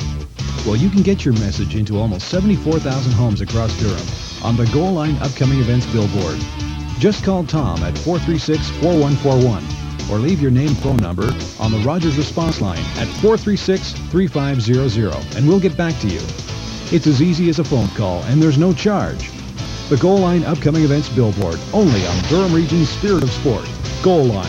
Get with the program. If you have any questions, comments, or suggestions about your community channel, Rogers Community 10, please call the Rogers response line at 436-3500. That's 436-3500. Your comments and suggestions regarding our programming are greatly appreciated. If you have any questions, don't forget to leave your name and phone number. That's the Rogers response line. Robin Lee. Please rise to your feet as they sing our We're here at the Durham College Athletic Complex, moments away from tip-off of our second game, and we'd like to welcome the Glendew Senior Public School Choir and their rendition of our national anthem.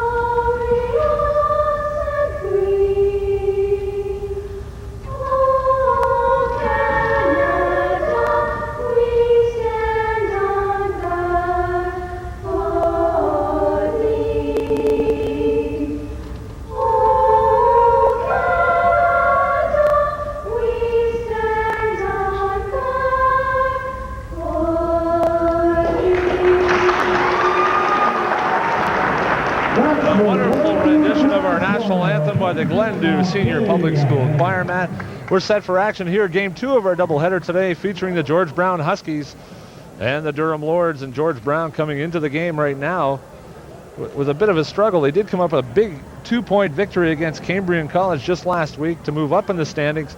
Durham College bouncing off a tough, heartbreaking 3-point loss at the hands of Algonquin this past Friday. We all saw a jam-packed house here right down to the dying seconds.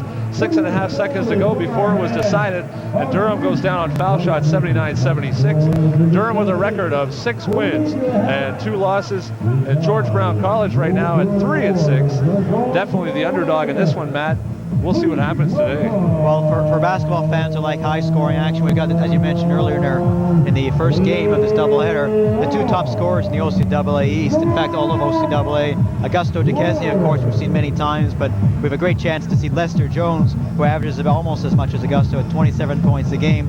3-6 is George Brown's record. They're kind of in the situation that the Durham Lady Lords were in, having to battle, having to win the remainder of the game. So they'll be all out. They'll be fighting the Durham Lords the rest all game for sure. Well, certainly the battle today, not only Durham against George Brown, but Augusto DeKesny, the number 1 scorer in the East, just under 30 points a game. The number 2 scorer in the East, Lester Jones. And we talk about leading scorers right now. Augusto DeKesny leading the way right now for all scorers in the OCAA. Augusto, as you see, Ken, 28.3 points a game. Lester following very closely behind, 27-4. And a couple of the Algonquin stars who we saw here in OCAA All-Star action. Pat Johnson, of course, also from Durham, is right up there, and Sherlon Chance will also see some action tonight's game, no doubt about that. A lot of high scorers in the OCAA. Some of the best scorers, Augusto and Lester, leading the brigade in that department. Well, Durham with 2 wins in the remaining part of the season will clinch a playoff spot, which they want to host a playoff spot. Right now, they're pretty well settling for second place right now after losing their only 2 games of the year at the hands of the Algonquin Thunder. A thrilling game last Friday right here. But nonetheless, George Brown, the opposition tonight, and Lester Jones, an outstanding player. We all saw him at the All-Star games. He's wearing a different number than he did at the All-Star games, but he certainly knows how to shoot the ball the same way. Lester Jones opens the scoring, number 23 for the Durham Lords. And Ken, not a good start for Durham defensively. Gave him 3 opportunities. George Brown did an excellent job crashing the boards. Let's see if they can make up for that. And Kendrick Hopkinson here, nursing a sore back. Played most of the game Friday, right back in the action as a starter. There's Patrick Johnson off the mark. Sherlon Chance quickly grabs the rebound and tries to see familiar number 40, Augusto DeKesny, under the basket. But Jones played a little defense there, and he knew Augusto was going right to the basket, as a smart offensive scoring machine does. And Jones tipped it away. Still Durham ball. Right now it's Rick Jordan, Patrick Johnson, Kendrick Hopkinson, Chance, and Augusto DeKesny on the court. Durham wearing their home white uniforms. Here's DeKesny, big mismatch against Jones. Johnson rebound. Off the glass and in, and Patrick Johnson opens the scoring for the Lords. We're tied at 2. George Brown had about 3 opportunities on the offensive boards, and Durham can right back at them to do the exact same thing to tie the game. Nice bucket there, all the way in, but couldn't finish it off, was number 14, Tony Keith.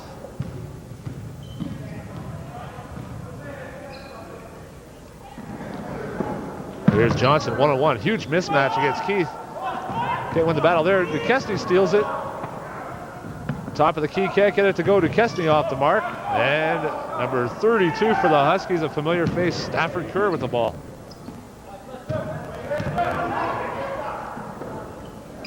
Here's Jones. Kerr this time lost chance of the ball. He'll slow it down and give the ball up here to Hopkinson, the quarterback of the Durham Lords offense, wearing number 21. We should run down the George Brown starters for our fans not familiar with this team. 15, Gad Perlmutter. 23, Lester Jones, we've talked about already. Number 14, Tony Anthony. Oral Anthony is actually his name, but his buddies call him Tony, I was told. Number 31, Keith Jofield. And number 32, Stafford Kerr. 2 minutes into the game. Game is all tied also at 2-2-2. Augusta going to the line here. 88.1% from the line, 37 of 42. Doesn't miss very often.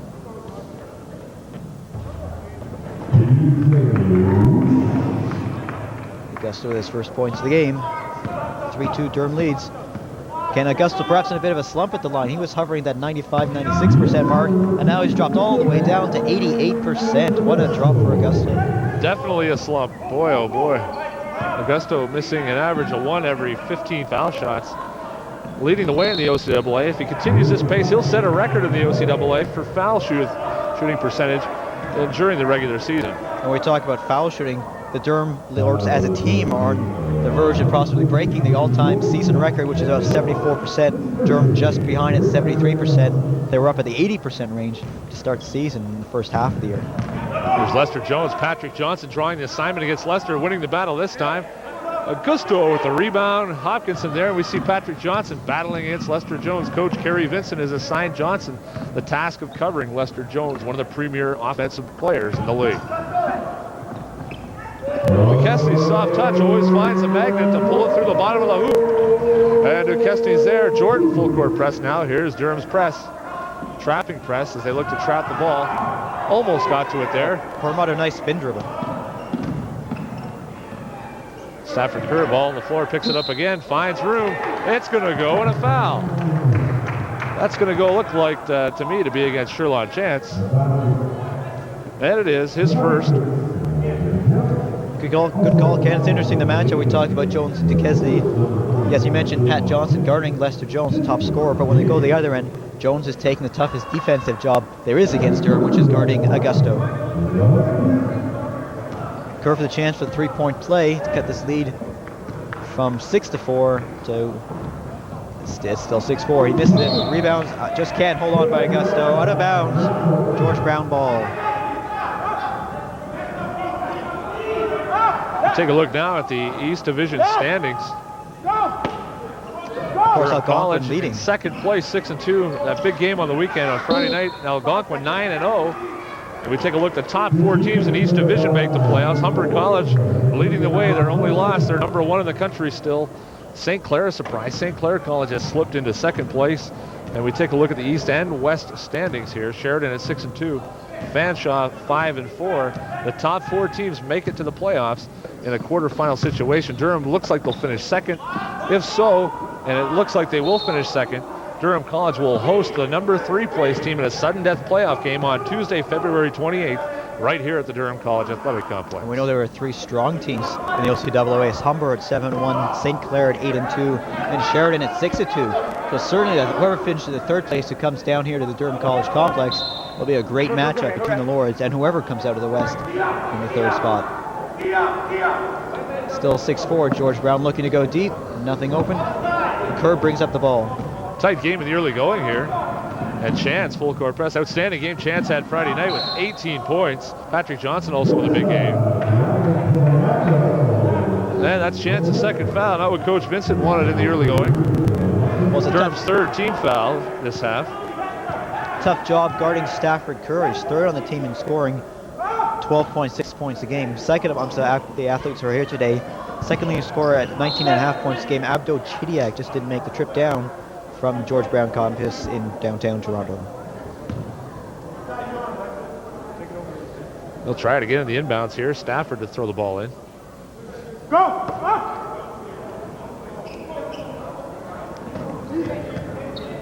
They do get the ball in. Kenrick Hopkinson got a piece of it, no less, but it goes for 2. Gad Perlmutter with that one. He gets the ball to go for 2. We're tied at 6 here. 16:31 remaining in the first half. Here's Johnson, freezes the ball. They got to see Durham move the ball a little more. Johnson, big mismatch. Gets the ball to go this time. Up and over his man, number 14, Tony Orrell. And Johnson hits for the bucket. He has 4 on the game. It's a 2-point Lords lead.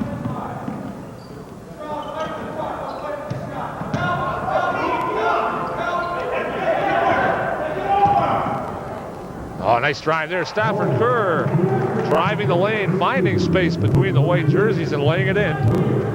That was just speed and quickness on the part of Kerr. We've seen him as the most impressive player so far, not just for George Brown, but in this game. Here's the matchup. Duquesne, Jones, and this time Duquesne goes up and over. He's got 6, and the Lords lead by 2.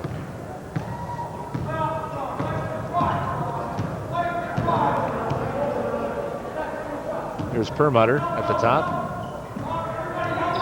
Shaw's clearly stolen away there. Hopkinson's so quick.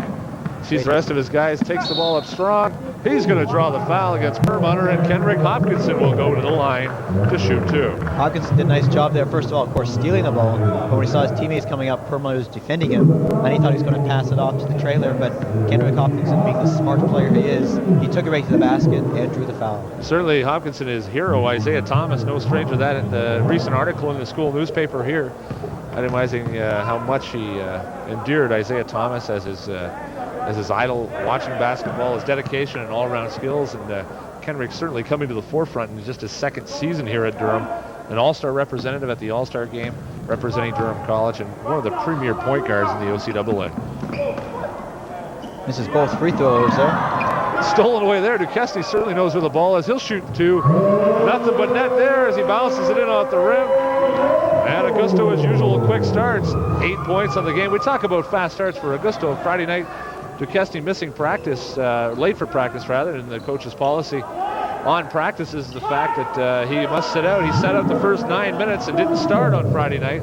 And knowing Augusto's quick starts, he's averaged about 19 points a game in the first half. That probably would have told a different story Friday night.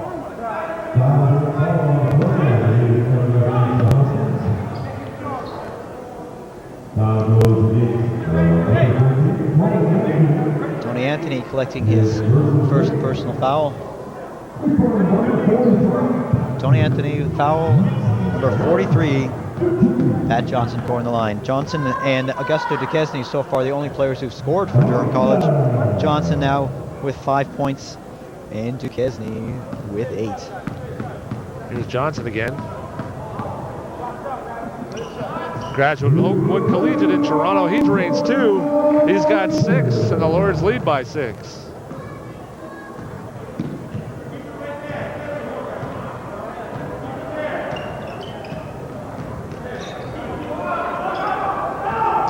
Stolen there. Jordan sees Duquesne bounce pass a little bit behind him, but he manages to keep his fingers on it. So tough is Duquesne to stop. He's got 10, and the Lords pull into an 8-point lead here in the first half. Augusto's warming up. He's got 10 now. We've just played about 5.5 minutes.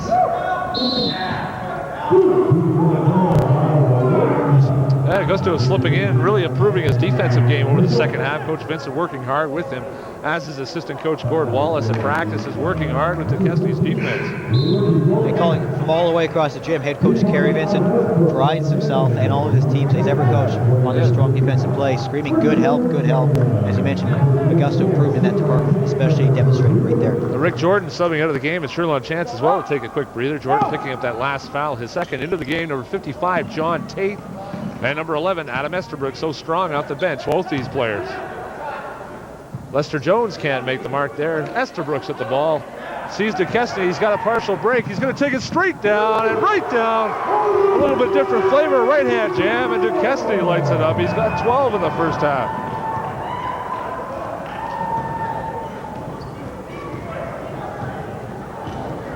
Here's Jones now against Tate. Tough task for Jones. He gets the bucket to go. Unusual shooting touch, but worked so well twice this season. Jones has lit it up for more than 40 points, including 43 against Loyalists 2 weeks ago. There's Duquesne on fire. And once he's on fire, Matt, there's no stopping him. 14 now in the first half. Well, Lords now with a big 10-point lead, their biggest of the game. In this head-to-head battle of Jones and Duquesne, so far it's all Augusto, 14, 4 for Lester Jones. Definite height advantage, Duquesne chasing, stolen from behind there is Duquesne. All alone now, Johnson with him 2-on-1. Johnson fakes it, Duquesne with the rebound, and Duquesne draws the foul. And Duquesne is going to go to the line with a big smile on his face here. He's going to go to the line here for 2 shots. Augusto's doing a very clever thing there when the turnover or the steal or the defensive rebound by one of his teammates is picked up.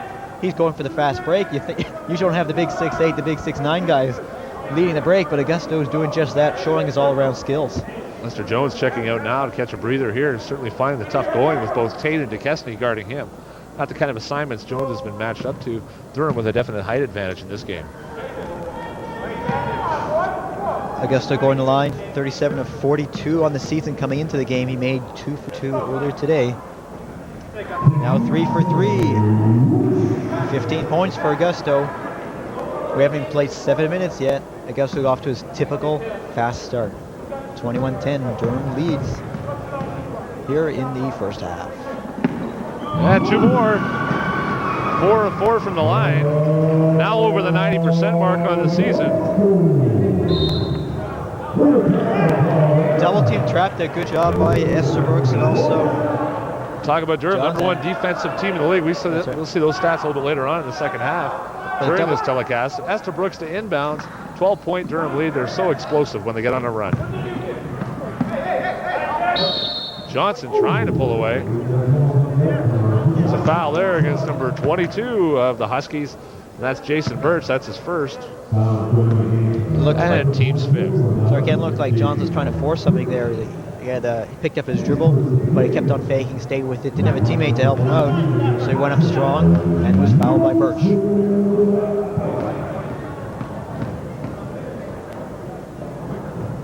And Johnson hits that one. Still a two-man game here for the Durham Lords. Augusto with 16 points. Pat Johnson now with 7.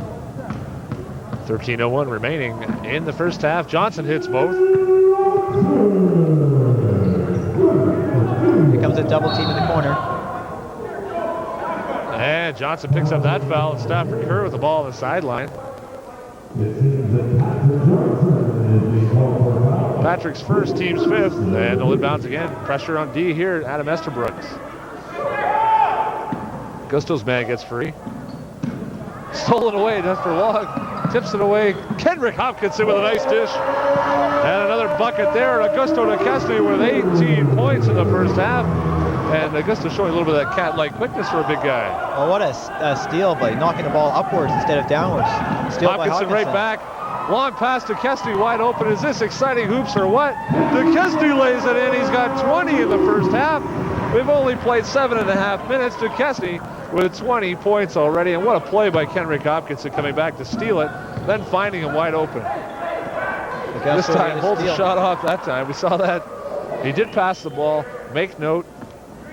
Wisely setting it up this time. And we got a slap foul there. Not a very smart foul by Birch. His second. That's the team 6. We're close to bonus here, and we've only played 8 minutes.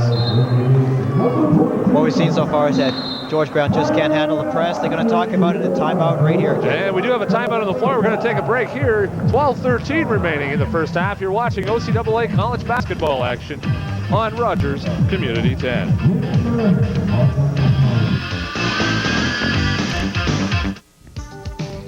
If you have any questions, comments, or suggestions about your community channel, Rogers Community 10, please call the Rogers response line at 436-3500. That's 436-3500. Your comments and suggestions regarding our programming are greatly appreciated. If you have any questions, don't forget to leave your name and phone number. That's the Rogers response line, 436-3500.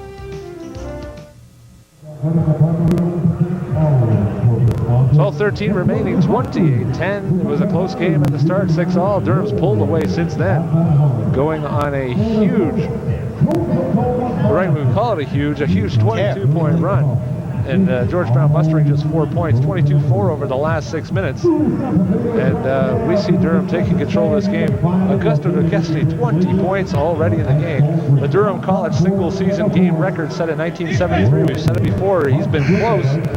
Is 39 points set by Bob Burley in 73. The 22-year-old record might risk falling tonight with DeCesty with 20 points already in the first 8 minutes. Again, it seems that all of our fans out there know the history of Bob Burley. Every time we're here, Augusto's in the threat of breaking that record. Hawkinson with the ball, plenty of time on the shot clock. DeCesty, nice pass there. That one doesn't go. Unusual miss from 1 feet. Here is the ball coming the opposite way with Jason Birch. Almost a travel there by Birch. Nice bucket inside. His first bucket of the game. Keith Jofield makes it. And that lights up the board on the George Brown side that was stuck for some time.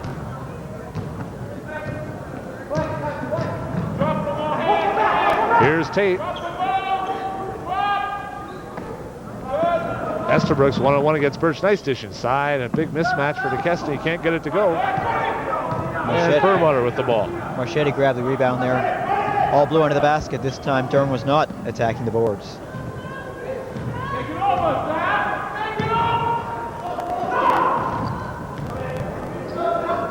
They swing it out again. Here's Birch from three. He hits for three. Jason Birch, his first bucket. A big three. Birch shot that with confidence. One of the top three-point shooters on the team. 6 so far in the season. Second behind Perlmutter. There's Hopkinson.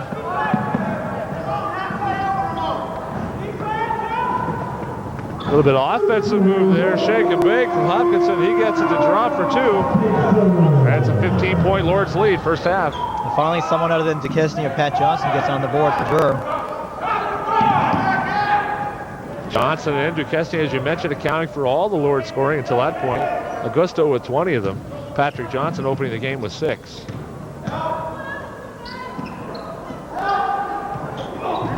Off the mark there, just short. Big rebound though, it's gonna go. I think Birch is not afraid to pull the trigger from just about anywhere. That was well beyond the three-point stripe. Fronted out, but Stafford Kerr went straight to the... That one's gonna go against Duquesne there. Picks up the foul, his first. And Augusto checks out right now for a breather with 20 points, as does Patrick Johnson. Into the game now. Star of Friday night's game with 3 key three-pointers in the dying seconds. Rayford Perret. And also into the game now, wearing number 33, David Pickering. Rayford Perret and Mike Kosavic exchanging three-pointers 3 consecutive times down the court on Friday. What a game that was. Kerr makes a bucket for the three-point play. He now leads George Brown with 7 points. Certainly at Coronation Public School, Rayford Perret is the star of the day. I think they wanted to take him home with them after the game, signing autographs, and certainly thrilled with Rayford Perret. He spent some time after the game talking with the young players and young students from Coronation Public School who were in attendance that night. Nice move inside by Tate there, Ken. Showed he's got some moves with Augusto on the bench. John Tate with a bucket there, averaging 7 a game. Certainly doing a great job playing the number 2 spot behind Augusto. Which is no easy task. Tate, a wonderful offensive talent. Look for him to improve each game out. Adam Esterbrook's big hand in there, got a lot of ball. Esterbrook is one of the most tenacious defenders, one of the most crafty defensive players in the OCAA. He can really play this game in a number of different styles. Forced to turn over right there with his quick hands and quick feet.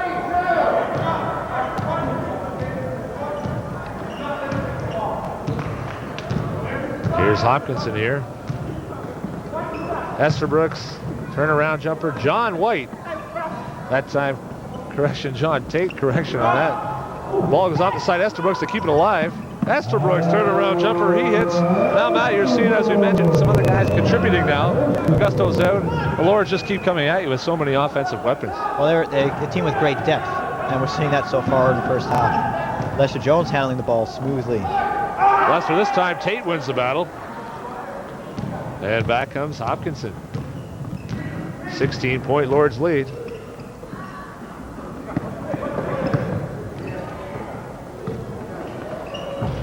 Didn't go there. Perry just off the mark for 3. It's going to stay Durham ball. 8:44 remaining in the first half. And checking back into the game is Tony Anthony, number 14. Good job by Dave Pickering, we should point out there, Ken. He hustled up the boards and went off the George Brown player, enabling Durham to keep possession. A little different setup here with 4 players lining up across the free throw line. Esterbrook's inbounding, so let's see what happens. There's Rayford Perry again on the boards. Tate battles, and it's won that time by Joe Field. In the air, commits early. Save just barely on the line. Swing it back out. Perlmutter at the baseline. It's going to go again. He likes that spot. He's got 4 on the game, both from that area. Nice forward by Perlmutter. Good follow through. And of course, a nothing but net shot at the end. 4 points for Perlmutter. Perry's handling now the ball at the top of the key. Phil Hopkinson on the side. Pickering swings across. There's Jones ripping that one down off the glass. Clean lane there. Wisely dishes off. Opposite side this time. Jones gets a piece of it. Esterbrook comes away, and back come the Lords. And they slow it down, give it to their general back there, Kendrick Hopkinson. 14-point Lords lead. Rayford Perry now with the ball. Here's Esterbrook from 3. He's going to get that to go Adam Esterbrook for 3. He's got 5 on the game. That's the first Durham three-pointer of the game. Maybe not the person you were suspected to do it, but Esterbrook can certainly hit that shot.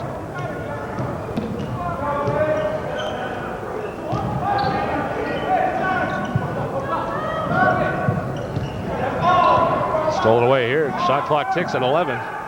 Jones against Tate. Help by Pickering. Nice help, and it does the job, but a great tip and a great follow there by Joe Field. He's got 4 on the game. In that situation with the switch, there was a mismatch. Perry was forced to defend Joe Field. He's just not big enough to keep him away from the boards. The substitutions here we see coming out of the court, seeing their first action. Number 30, Gary Oak, always working hard, always the last guy along with David Pickering. At practice, always the first guys there, always the last ones to leave. And also wearing number 12, Brian Allward, all the way from Newfoundland. In his first year joining the team at Christmas, joining the team in the business admit program. And Brian seeing some court time. A quick guard and a nice acquisition for Coach Vincent and his squad to bolster the guards and add a little depth off the bench. Tate did a nice defensive job against Jones there, and Esterbrook's allowed only 1 shot for the Huskies. Here's Oak, one-on-one, pops it back out to Perry. Oak again, turnaround jumper, tough D there. Jones is going to come away with it. As well, the Huskies.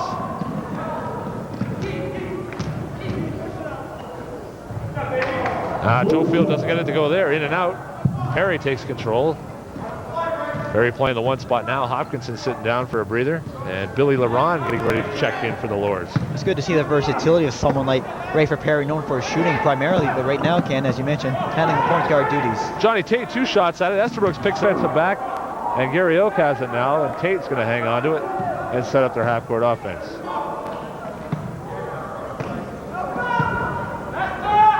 Esterbrook's nicely done off the glass. Turnaround jumper, and Esterbrook's now with 7. And when he's hot, the Lords are usually hot. Nice job off the bench by Esterbrook. 39-22, Durham leads. Off the mark there, both he and John Tate combining for 9 points off the bench for the Lords. And the Huskies appear tired right now. Not a deep bench for Coach Willie Dellis and his squad. Certainly feeling the paces of this quick action and quick pace Lords team who like to run the floor. Well, it's one of the strengths of Durham, and certainly Coach Kerry Vincent likes to use that to his advantage, the depth of this team and wearing his opponents down. That was tipped away. It was off with Jones's hand and tipped off. The referee sees it the other way. It's going to stay Huskies ball. Tate just got a finger on that as it went by. Jones might have got it as well, but the possession is in favor of George Brown. Tony Anthony will be inbounding the ball on the far side of the court. Here's Birch. Bill Aron now in the game, as we mentioned, number 23. So quick on D, ever quick. Had a call from the baseline out of nowhere. Peter Steichak making the call here. It's going to go against Brian Allward. Allward called for the push in the sideline. Number 6. The team fouls for Durham. Correction, rather, looks like number 7. And it just goes up late on the clock now, number 7, and that'll be a bonus situation for the Huskies. A much-needed opportunity here, Coach Dellis, to pick up some points here with the clock stopped. It's 39-22, 5:11 remaining in the first half. Anthony will be going to the line. You have 50% free throw shooter on the season.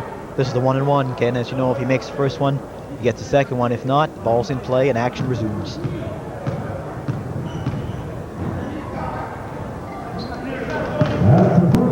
Anthony makes it cleanly, his first point of the game. But now 6 different Huskies on the board.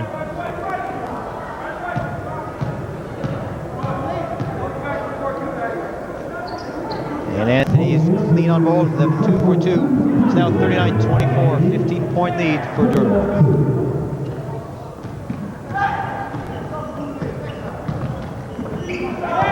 That one goes off Tate's hands out of bounds. Too hot to handle. 5:01 remaining. It's a 15-point Lords lead.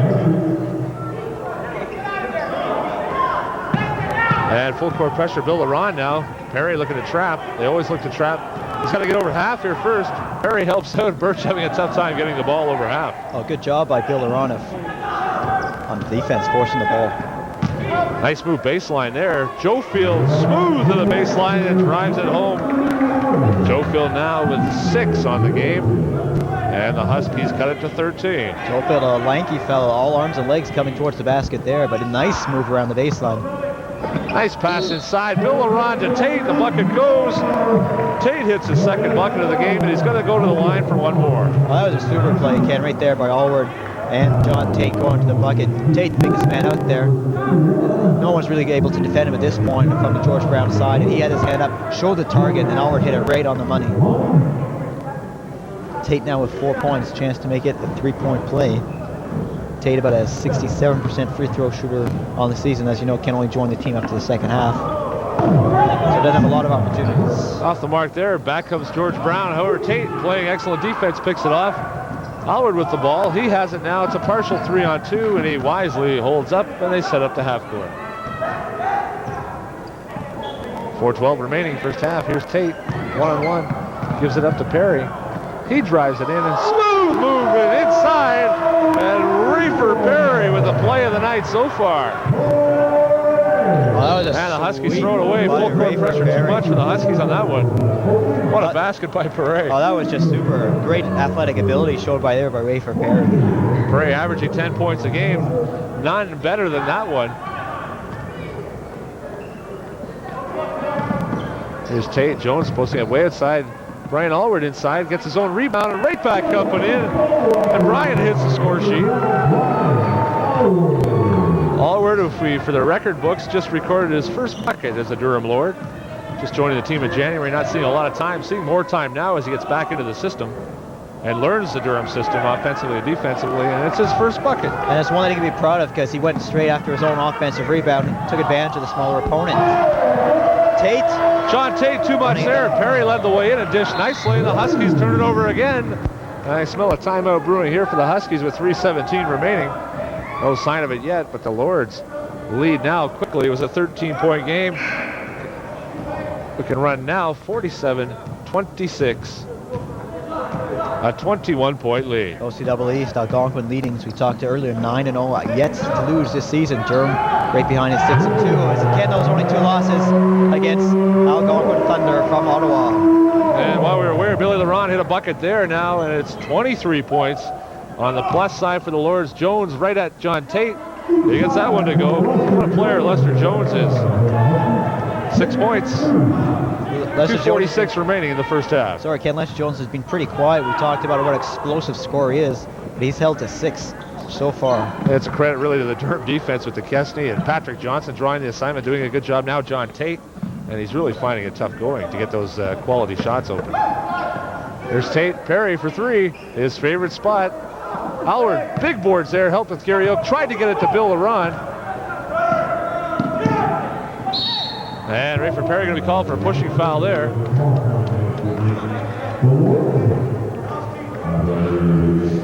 Ken, you may not know this, but what we've got on the court here for Durham is all bench players, and they've built up this lead that these starters had set for them. So that's a real testimony to the quality and the depth that Durham has in this team, and that Coach Kerry Vincent can use in a variety of ways, all big, all small, all quick. Reefer Perry is called with foul there, his first. Perlmutter are going to line in the 1-on-1 situation. This will go there. Jofield, big rebound. He's had a big game so far. That's number 8 on the point column for Keith Jofield, number 31. 19-point lead. We're approaching the 2-minute mark of the first half. Tate runs it down with his long arm, snags that one going by. Again, that pass wasn't for Tate. I think it was for Billy Laurent. I don't think so. Allward off his hands. Tries to get it back. Doesn't. Had it for a chance.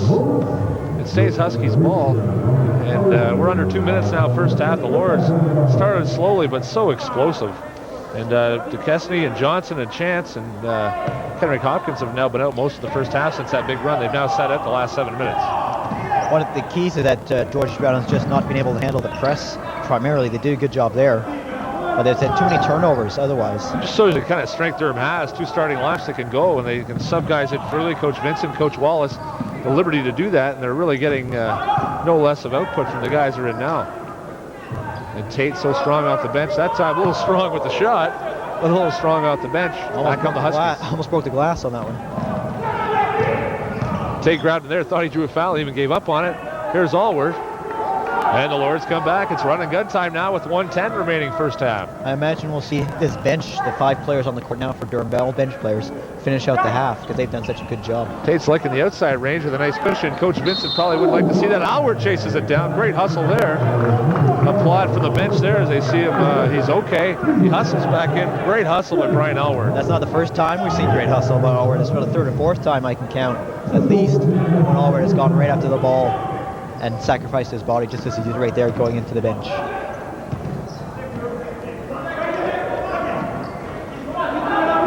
Kerr at the top. Here's Jones. Tate drawing the assignment this time. Jones straight to the hole, and he rolls it home for 8. 8 points on the game. Far cry from his 27 a game. He's been averaging, and big credit to the Durham Lords and their defense. That shot that Jones just made is really tough to stop. If he can maintain that, he'll get back on the scoring pace, but really hard to stop that one. Gary Oak down low. A lot of weapons for the Durham Lords, especially in the low post position. Gary Oak's going to go to the line here. Joe Fields collects his 3rd personal Big foul. Gary Oak, 6'6", business admin student from Port Hope, Ontario. And again, as we saw, Allward at his first bucket as a Durham Lord. Gary Oak with his first free throw attempt for the season. Shooting 1 and 1 here, hoping to make the first one here and hit the 50 mark for the Lords, and they do. They reach the half-century mark at 50. George Brown at 32. And Oak looks to lead to that right now and increase the Durham lead. Finishing, we talked about the depth. Durham already has 9 players on the scoreboard, yet to score Shoreline Chance, Dave Pickering, and Rick Jordan. Players, 2 of them, in fact, are starters. Outstanding depth. They drive the lane there. Stafford Kerr makes a bucket. 20 seconds now remaining, and Rayford Perry will bring it up court. Shot clock not a factor. Rayford Perry slows it down the court. Here's Allward. Dishes back Tate. Elects not to shoot. 6 seconds now. Perry drives. And he's fouled. And amazingly, Perry looked to pass, looked to shoot, drew the foul, still got the shot away. The bucket went. Rayford Perry with 3.5 seconds remaining in the first half will go to the line to add 1 more. What a player. Yeah, Rayford Perry has only scored 4 points, 2 free field goals, but 2 of the most memorable field goals we've certainly seen. The great drive to the basket before, and this one with a hang time to hang up in the air as he's fouled, make the basket, and chance for a 3-point play. Perry hits the bucket there. Rayford, a graduate of Lamoureux Secondary School in Toronto, in Scarborough rather. His hometown. 2 seconds now at the buzzer, off the back iron. It doesn't go for Stafford Kerr. We're at halftime now. This OCAA basketball game, 53. The high score in the game at the half, it's Durham 53, George Brown 34. Matt, what can we expect George Brown to come in at halftime before we head away for the break? Well, the first thing they're going to have to do is handle the ball better when they're being pressed. If they can't handle that, they're going to see the press the rest of the time. And this game could be over quickly in the second half. We know Durham's very explosive, but it was the pressing defense that was the key for Durham to get this lead. Lester Jones, certainly a factor all season long. He's only had 8 the first half. Duquesne, his partner in the scoring race, and partner in crime as they battle against each other, let alone the teams, has 20. The factor of the game, Durham, with 9 guys on the score sheet. The Lords lead right now, 53-34. We got second half action coming up soon on this Rogers Community 10 broadcast of OCAA basketball.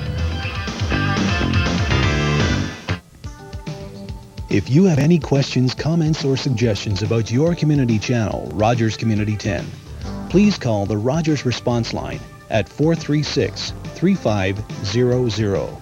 That's 436-3500. Your comments and suggestions regarding our programming are greatly appreciated. If you have any questions, don't forget to leave your name and phone number. That's the Rogers response line, 436-3500.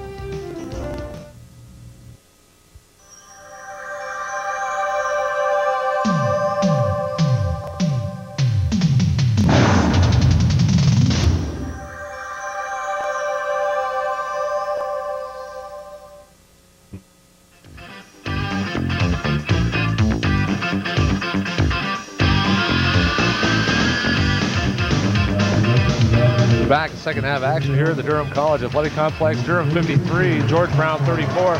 We're presenting at this time is something that Durham College gets quite involved with, and a former special athlete here who passed away 3 years ago of a long battle with Hodgkin's disease, Rob Burnett, and his family, his wife Kim, and Rob's father here, also no stranger to the Burnett family, quite a celebrity family nonetheless. George Burnett seen behind the bench of the Edmonton Oilers as head coach, but tonight a special night at Durham College. Dino Azzano from Don Cherry's Grapevine, the owner and operator and general manager, here to present along with Paul Doucette as MC the Rob Burnett Memorial Scholarship Award this year to two more deserving individuals I can't see on the Durham Lords team.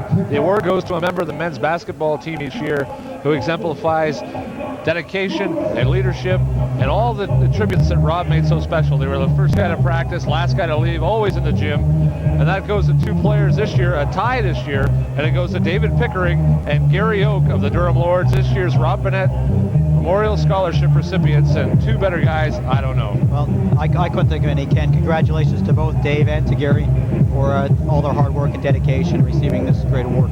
Special award, special night here. We're going to take a look at some of the stats around the league. First of all, the East scoring leaders, and then a trip around the OCAA. We've also got some great stats later on.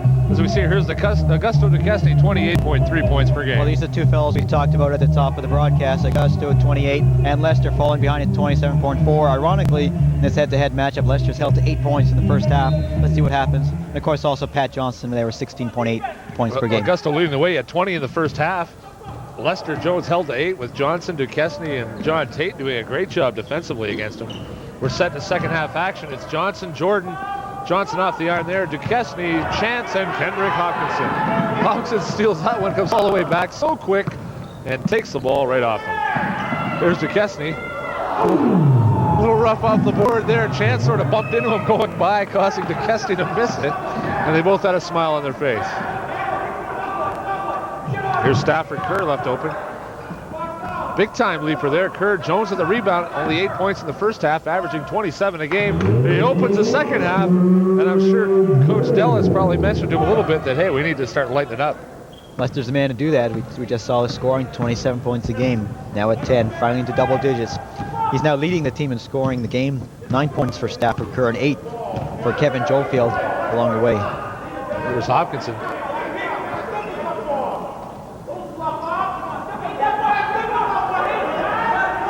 Chance to spread it out now, 9 in the shot clock. Here's Jordan. Favorite spot from 15 feet. It doesn't go, and back come the Huskies.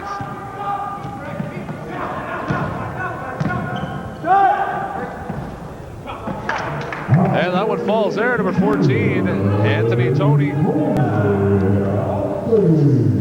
Tony Anthony, as you see right there, his first points of the half, 4 for the game. Hopkinson just blows by the defender. Here's Johnson, one-on-one, big mismatch there. Off the glass, Duquesne rips it down, right back up, fingertips at home. Duquesne, 22 in the game, he had 20 in the first half. They've now played 2 minutes in the second half.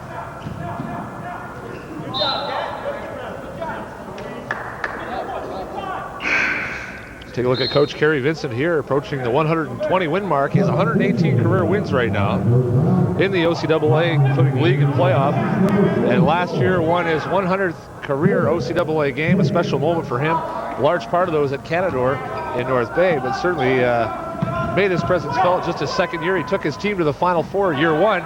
This is year 2. They're ranked number 8 in the country. And coming out of that Final Four held at Algonquin, Durham College took home the bronze medal. They're looking for even greater results this year. George Brown playing a strong opening to the second half, and this lead's cut to 15, 55-40. There's Kendrick Hopkinson now, guarded closely, right to the hoop, wide open. He's going to lay it in for 2. And Kendrick now has 4 points on the game. Hopkinson on the season averaging 3.8. He's equal to season high, but certainly Kendrick's value isn't as a scorer. That's an over and back call there. Great D by Duquesne. Excellent help by Patrick Johnson. There's quite a double team, especially for one of the smaller men out there, perimeter. Augusto 6'8" and Pat Johnson about 6'4", 6'5", double teaming him. He really got into trouble and was forced to step over the line. Rick Jordan back to Hopkinson. Next break, we're going to take a look at an unusual stat. Defensively, the Durham Lords leading the OCAA in defense and average points allowed per game. We'll take a look at that before the next break. Here's Hopkinson, 3 fakes, Jones up in the air and down, and Hopkinson now has 6 on the game. His season high is 14. Hopkinson steals again. He'll take it right in. Laying it for 2. He's got 6 in the second half and 8 points on the game. Kenrick Hopkinson show. That's exactly what I was going to say. Ken Hopkinson show has started. We'll see who else is going to get into the show. Who's going to be his second mates? No basket by Jones, doesn't count. Foul took place before his drive to the bucket. You'll see defense, the name of the game. We're talking about defensive stats right here. Right up the top, Durham 72.7 allowed a game. The lowest, they have a 3-point balls on Humber. You see the top teams, Humber, Algonquin, Sheridan. Seneca at 78. The worst team in the league at 89, Mohawk College. Of the 14 Division I schools, Durham clearly indicating they're the number 1 defensive team in the league. Well, no doubt, as we see the top 4 defensive teams there, they're probably the top 4 teams in the league. Defense wins games and championships. Mohawk, not surprising, the lowest, or the highest points given up. They're also 0-8 on the season. In fact, defensively, the Durham Lord is so strong. This year it's 72.7, just that allowed per game. Durham allowing just 69 points a game during the 1993-94 college campaign. That's a trademark of Kerry Vincent coach teams everywhere he's been.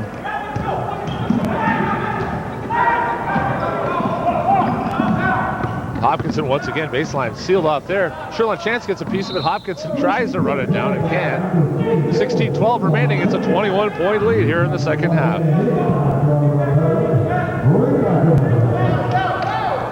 Durham's defense has continued the tough defense, the double teaming, the traps, and so on. That's done a really good job. Jason Birch for 3, his second 3. He lights it up there. That cuts the lead to 18 now, and Hopkinson once again.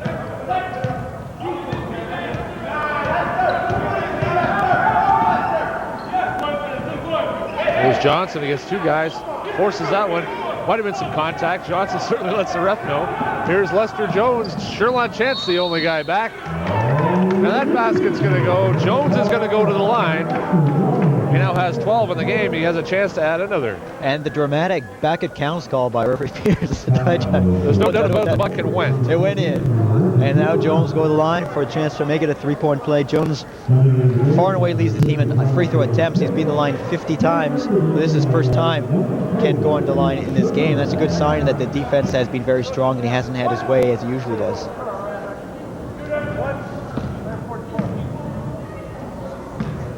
Get a good look at Lester Jones there. In and out. Chance clears the boards, his favorite spot, banging onto the boards. Jordan pass to Johnson, sees Tate wide open. Nice look from Johnson. And Tate throws it in for 2. He's got 8 on the game. Look at the smile on Tate's face. He knows a good pass from Pat Johnson. He appreciates that type of play. Tate averaging 7 points a game, now over his season average. Tough D there. Hopkinson, Jordan. Somehow Kerr gets away, finds Sherlon Chance, and a traveling call underneath. Somehow, Chance, little guy back there. Traveling call, something I didn't see. Stavro Kerr has great quickness, and that's how he got out of that double team, and that's one way to do it. So like that young player, outstanding player, his first year with the Huskies. Quick player. Lester Jones is having a break now. He's one of the players that George Brown certainly is going to need as we go down the stretch here, but Lester Jones having a break.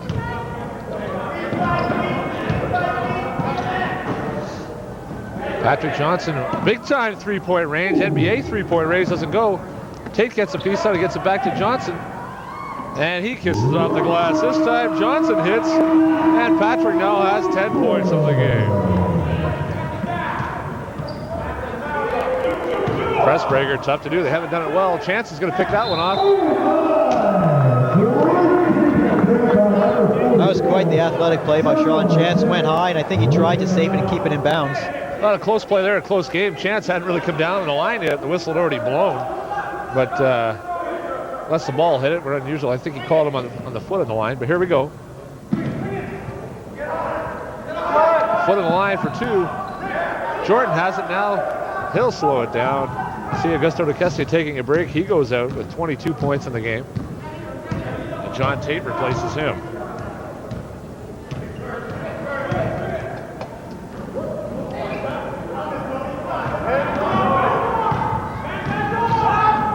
Hopkinson draws a foul there.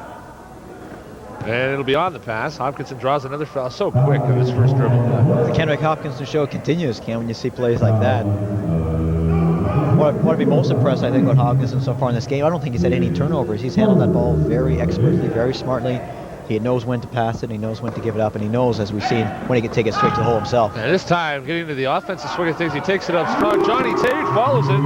Kendrick makes it happen. Tate follows it. Tate has 10. Tate's quite the presence off the bench. Can you imagine having Augusto sit down and bring in big John Tate, about 6'8", 10 points off the bench? What a tandem. John Tate, hometown Barrie, attended all his high school at Guelph. And he's in general studies this year, just his first year with the Lords after transferring from the University College of Cape Breton. Hopkinson, nice try there. We saw Hopkinson there on the All-Star game with an outstanding feed all the way down court. That almost duplicated that. The cameraman, as always, taking the charge on the play. It's a tough job out there. Tate with a big mismatch there against Joe Field. Hopkinson settles down with 20 seconds on the shot clock. A little too much there. Patrick trying to do a little too much on that one. Loses the ball. 13:33 remaining. It's a 22-point Durham lead. Oh, going up for the jam there. Certainly no doubt about that. He wasn't going to make it that far. And a foul on the play goes against Sherlon Chance. That's his third foul of the game. And the team's third this half.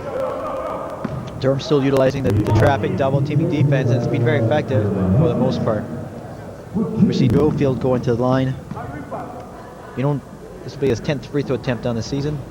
And he gets the lucky bounce. Rock and roll, it falls there for the first one.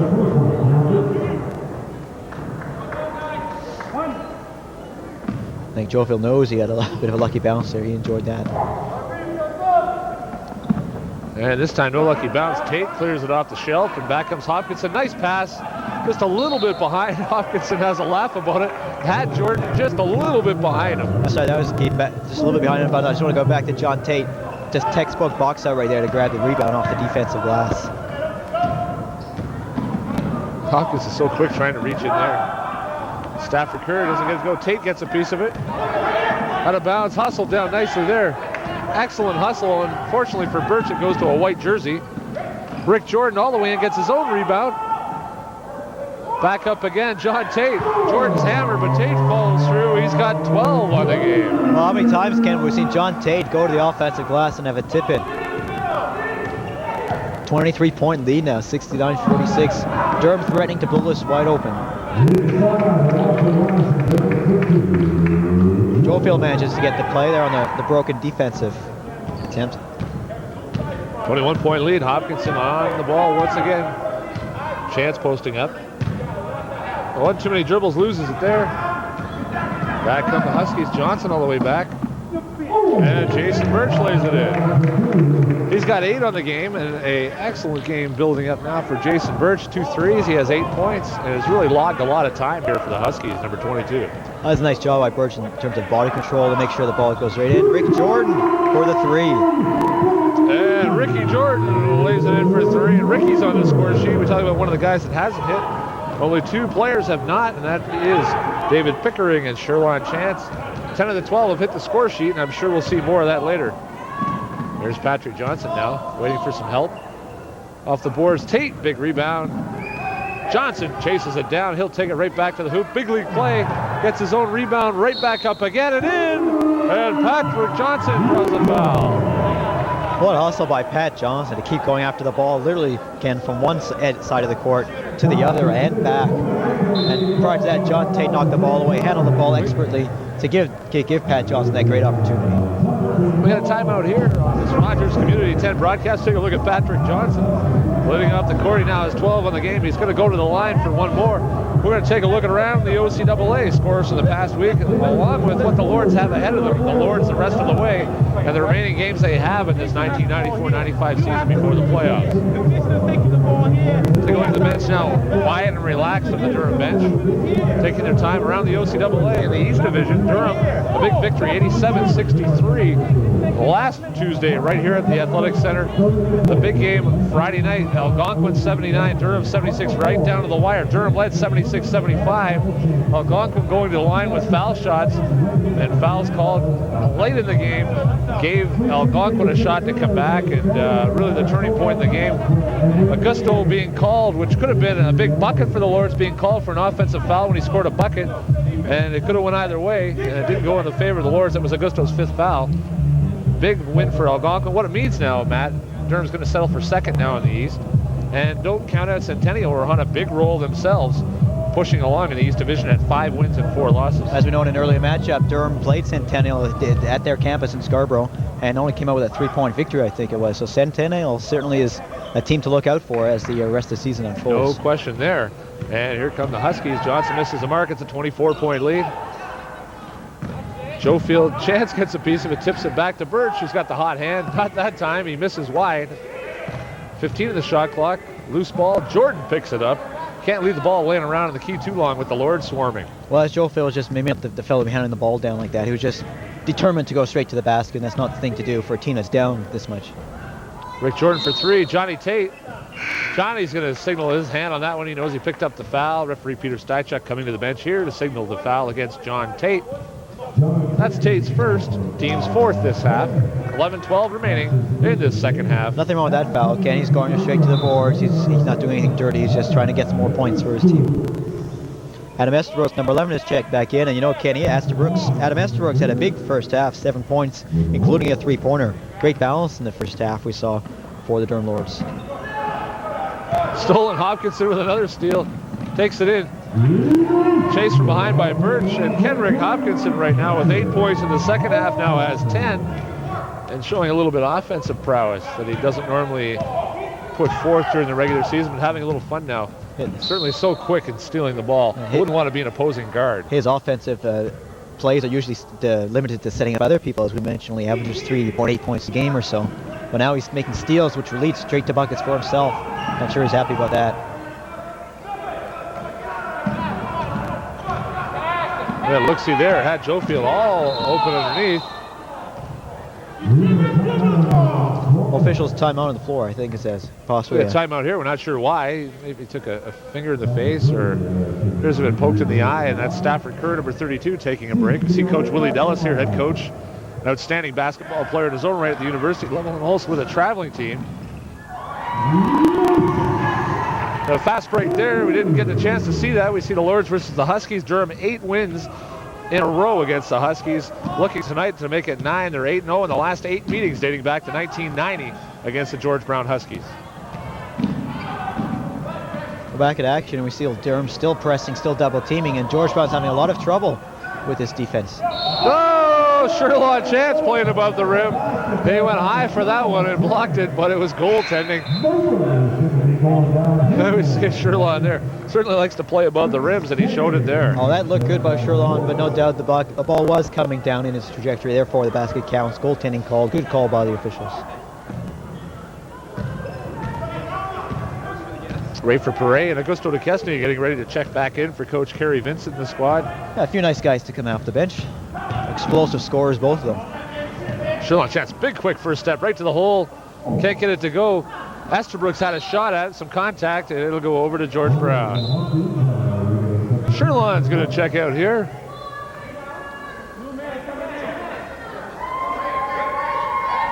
Oh, Greg Sherlock making a beeline to the bench, makes a quick left-hand turn. He's going to stay in. John Tate, Rick Jordan check out. And as we mentioned, Rayford Perret and Augusto DeKesney back into the game. So now we got Perret and Hopkinson. Look for some fireworks here. And Sherlock Chance, maybe they're still looking to get him on the scoreboard. As we talk about one of the 2 players who hasn't scored yet. Stolen there, Hopkinson again. Perret this time. Nice dish there. Hopkinson takes it right to the hole for 2. He's got 12, 2 points shy of a season high 14. And Perret and Hopkinson are going to join Estabrooks at the top of this half-court zone trap. And it works so well. DeKesney playing the big guy in the middle, defending the pass. So tough to beat, as they seem just now bringing the ball up. And one of the things like this is, even though Lester Jones is not in the game, even if he was, this type of defense would take him right out of it. Lester Jones with 12 points in the game, a long way off his season total average of 27.4. And credit the defensive success of Durham. That's been the name of the game all season long. And Durham showing it again here, that they're the #1 defensive team in the province. Checking the game for the first time, number 20, Jeremy Curry for George Brown, as Birch has a breather after his hot shooting here in the second half. Pretty close to a 5-second violation here. They got to get the ball in. And they do. Joe Field left side for the jumper, not there. That was number 24, Clint Marshall. Adam with the foul, no question about the foul. He'll pick up his first, team's 5th this half. Estabrooks, a third-year forward, a veteran forward for the Durham Lords from Bowmanville. Adam attended Bowmanville High School and is in his graduating year of Law and Security Administration and hopes of becoming a Durham Regional Police Officer in the future. Smoothly made by Ramon Marchetti going to this line. We're talking about free throws right now while the young man Marchetti's at the line for George Brown. Durham, not only leading the league in defense, but the name of the game, Matt, if you can win it at the free throw line, Durham 72.8% at the line. Sheridan, you can see a far cry at 64 down the list. Seneca at 52. We saw how they could shoot 2 weeks ago. They shot 28% from the line. All the records indicate the top teams are the top foul shooters of Durham, Sheridan, Algonquin. Humber not far behind. Humber at 60%. That could spell a different story in a tight game. Humber only shooting 60% right now. We're back to action. Here's Perret, long pass down, couldn't quite get it to Chance. It's picked off by Stafford Kerr. The Huskies looking to get back in it here as they're approaching. And Adam Estabrooks with a steal. Put that one down in the steal column. Draws the foul and the bucket. Kerr's going to pick up the foul. And Estabrooks gets the bucket to go. He's got 9. He's going to get a chance here to add one more to hit double digits on the game. Stafford Kerr, who's such an excellent ball handler for George Brown, is really finding trouble with his press. It shows the quality of the press that the Lords are imparting to George Brown. Adam Estabrooks there looking to make it a 3-point play. Estabrooks had a big first half for 7 points, making 3-pointers and a 1 3-pointer, making some deuces, and now with a steal and chance for a 3-point player, he's going to have one of his biggest scoring outputs of the season. Good shot, Adam, there. We take a look at Adam at the line. Estabrooks running back, completing the 3-point play. He now has 13 points on the game, and rather 10 points on the game, rather. When you're talking free throws, Ken, Adam has yet to miss a free throw this season. Baseline there, offensive foul. We talk offense. Estabrooks the guy taking the charge on that one. Clint Marshall, I think, is going to be called for his first foul. Clint Marshall drawing a foul there. And we talk about defense. We talk about Estabrooks, quality guy at the bench, probably the number 1 6 man in the league right now at the bench. Good for 10 to 12 points, night in, night out. Smart with the ball, rarely turns it over. And can also hit the odd 3 for you. And speaking of threes, Rayford Perret, no stranger to that. Lights it up for 3. And don't forget, also came off the bench. Rayford Perret, we just talked about him with 8 points. John Tate came off the bench and he's got 12 points. It's quite a job by Durham's bench. Yeah, Bill Aron trapping nicely there with Estabrooks. Tough to handle. They do get the ball in. Kerr now, double team again. Estabrooks, Duquesne, nice front there. Duquesne, big block shot by Duquesne. Tries to get a piece of it again. It does go. Marchetti with the bucket. Correction, rather. Stafford Kerr with the bucket on that one. Alward here now with the ball. Drives the lane, pulls up for the J. A little bit short. They got a piece of it there, blocked, and for Brian Alward, he's certainly glad that someone called it a block rather than it going in the books as an air ball. Here's Estabrooks on the end line. Duquesne liking it up with the point guard position. He's running the O here, had a little smile on his face. Not what Coach Vincent exactly wanted, but he'll give it up to Perret. Probably the biggest point guard in OCAA history. Has to be. Duquesne, no stranger to shoot the 3 out. There's Coach Vincent, often heard on the bench along with Coach Wallace. No threes, Augusto. No threes. And Augusto quietly smiling. Okay. But he likes to shoot the 3 the odd time. Augusto's here studying English, improving his English skills. That's still around. Turn around. One of the things he knows. No question. No question. He can do it all, and what an exciting player Augusto's been, and what a treat it has been to see him play all season long and follow his athletic success. Not only that, his academic success, approaching the grades satisfactory for English right now. He's really doing a great job in his class, ahead of his class. And we've talked to his teachers early on in the week, head of his class, really doing well, enjoying it, and making great strides speaking English. And you notice it day in, day out, how much he can cover. Coach Vincent's been the toughest one here, learning the communication gap, and has developed his own system until Augusto learns the language a little better. But he is progressing and somewhat comical at times. But he certainly knows the basketball language, that's for sure. Brooks, we mentioned again, and hits for 3. What a second half he's had. 13 in the second half, 15 on the game. Perry tips it, they go to the floor. Excellent hustle by Brooks and Perret. Look at that shot we have of Perry and Brooks, both of them on the floor going for the ball. Even with a 34-point lead, as you see there, 89-55, the Durham Lords are still going all out. So their output this game will certainly lend to the fact. Nice pass there. Pass, a big block from behind. Brooks with the home run ball. That doesn't matter. What a block shot there by Adam Brooks. And that was a big time play. Not only was it a big athletic play, but a smart play afterwards. He didn't just toss the ball back near the basket. He threw it away so that even if the other team got it, it was still way down there. What a play by Brooks. Brooks at the top. They try to trap Kerr so quick. Brooks right to the floor again. He's got the ball. Trying to call timeout. You can see Adam trying to call timeout with the ball and trying to steal a call. I think Brooks had the ball as well as the foot. We've got a bit of a collision here as we take a look at this play. Augusto taking the brunt of that one. They may have locked heads. And a couple of hard heads there, no question. And Augusto with his hand on the top of his head. We see Raymond Marchetti, number 42, down on the floor right now, seeing attendance.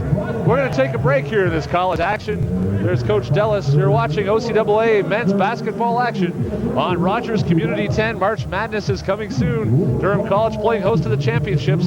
Durham College will most likely be there. We're going to take time out now for a short break on this Rogers Community 10 broadcast.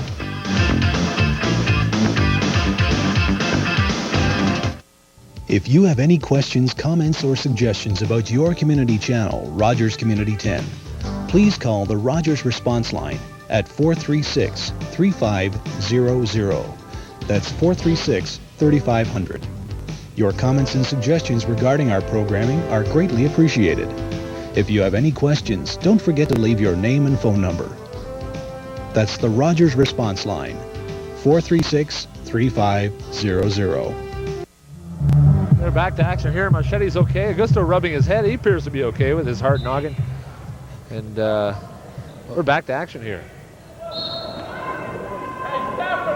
Brooks still going after the ball. Sorry, Allward, number 12. I'm still excited about that last block we saw by Adam Brooks, Ken. What a play. Swinging again, 14 to the shot clock now. George Brown forcing it there right into Augusto land. That's something you want to do. Stafford Kerr so quick on the rebound. He hits it. He's got 13. 5:50 remaining, second half. The last forced shot, as you mentioned, Ken, was number 44, Kevin King, yet to score today. Maybe he's anxious to get on the scoreboard. There's Duquesne one-on-one with Jofield right now. Doesn't mind handling the ball. Gonna swing the ball quickly. Augusto from 3.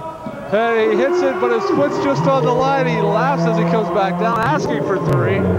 Just on the line, he hit for 2. Tipped Brooks. Good hustle by Brooks, and he draws the foul. And Brooks right now, who can we select player of the game-wise?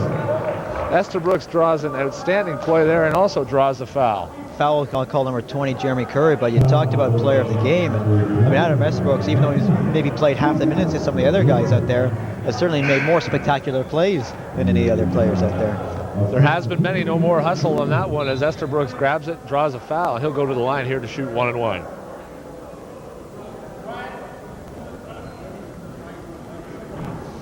Right now it's Allward, Perret, Billy Laron, Brooks at the line, and Augusto Duquesne for the Lords. 5:22 remaining, second half. Talked before about Brooks' free throw shooting, outstanding on the air. Doesn't get there very often, but he's perfect. 5 for 5. Brooks hits the first one. Make it 6 for 6. Brooks hits there. We're going to take a look at the Lords' schedule the rest of the way here while Adam takes a break.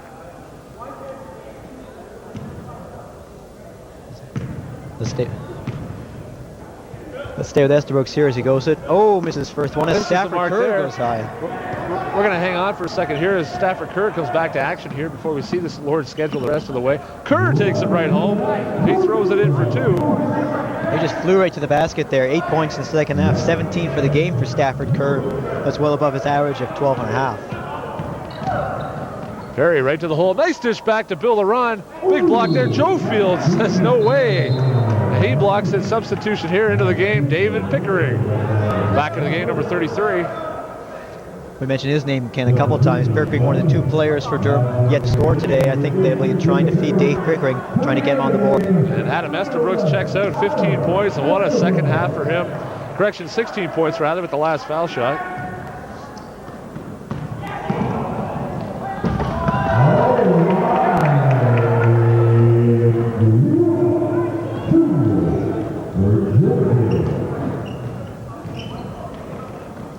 Here's Augusto one-on-one.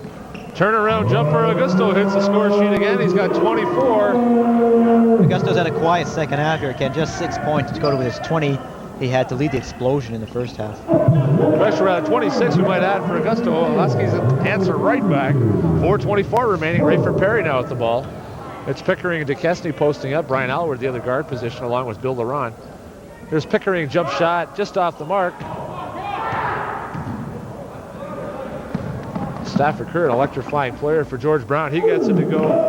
Good second half for him. He's now got 17 points on the game. We're seeing the Stafford Kerr show here. He's just blown by everyone for the last couple of plays. He can really leap. We've seen him sky high for rebounds and blow past people with his speed. Ken, I'm surprised we haven't seen Lester Jones come back in this game. I'm not sure what's happening there. Maybe there's an injury or some other situation. We're not sure though. Yeah, Lester, not one of his better games. Certainly not happy with his performance, averaging 27 a game. Right now on the bench with 12. He hasn't come back into the game. 3:49 remaining. We got a bonus situation here, and now back into the game. Checking back into the game. Rick Jordan. We take a look at the Lords the rest of the way. Next Tuesday, February 14th at Seneca. That's a big game at the Seneca Sports Center on Newnham campus. Highway 404 and Warden Avenue.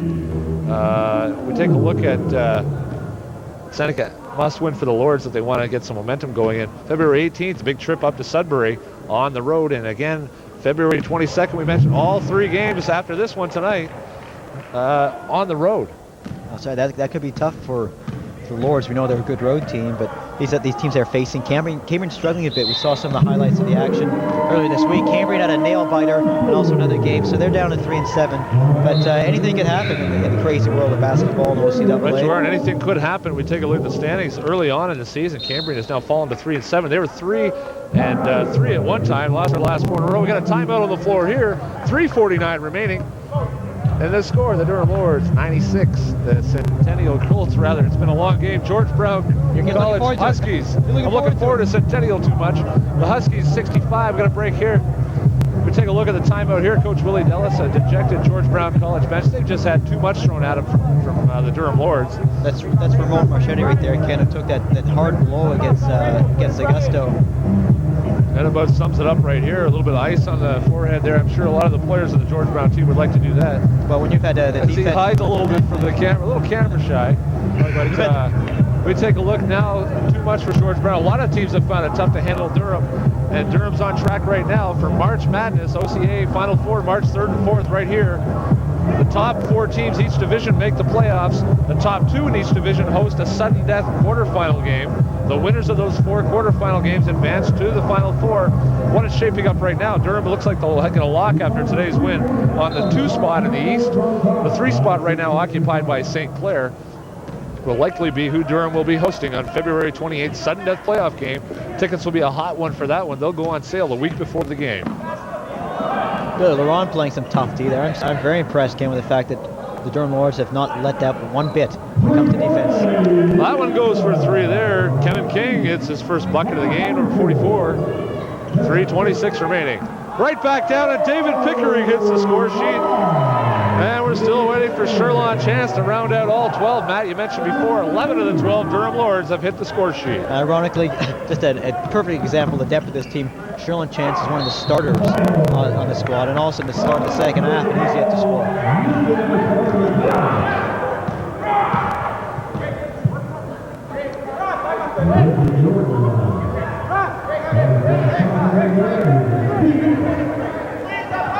Take a look at some of the fans here. Fan support been great all season long. Jam-packed house Friday night. Good crowd on hand once again tonight, but what a jam place it was Friday night for Algonquin. Well, everyone knows that that's the big matchup. The 2 best teams in the East, and they certainly played that way. Algonquin just coming out on top. And right back again, Kevin King, back-to-back 3s. 98-71. Durham poised now to hit the century mark. First time they've done it against George Brown in the last 8 meetings. They are 8-0 against the Huskies their last 8 times. in conference play dating back to 1990. That one tries for it, up and over Rafer, off the backboard, across the backboard, and out of play. Kid Durham made it the 100-point barrier one time earlier this year against Centennial, a game in fact we saw here on Rogers, 104-70, a blowout by Durham Lords. Who could forget over that second Centennial half too as well, 58-12. Durham outscored Centennial in that second half. It was about a 3-4 point game or so going to halftime. Off the mark there, Bill Laurent chases it down. Has his eye on the basket, looked to pass. Unfortunately, all he had to do left was shoot with nobody open, and they'll keep the ball with a new 30. And a good look at Kevin King there, who made the last 2-3 corners for the Huskies. Rafer Perry is going to have a seat now to the big applause from the fans. They loved his performance today. Rafer Perry checks out. A big applause from the audience. Rafer, certainly a fan favorite, checks out of the game with 8 points and another big 3-point attempt that went. Here's Oak back to Rick Jordan. They move it around. Allward looking to hit. He doesn't there, but Oak chases it down. Allward can't buy a bucket. Oak can. Big rebound by the big guy, number 30, Gary Oak. He's going to go to the line to shoot 2.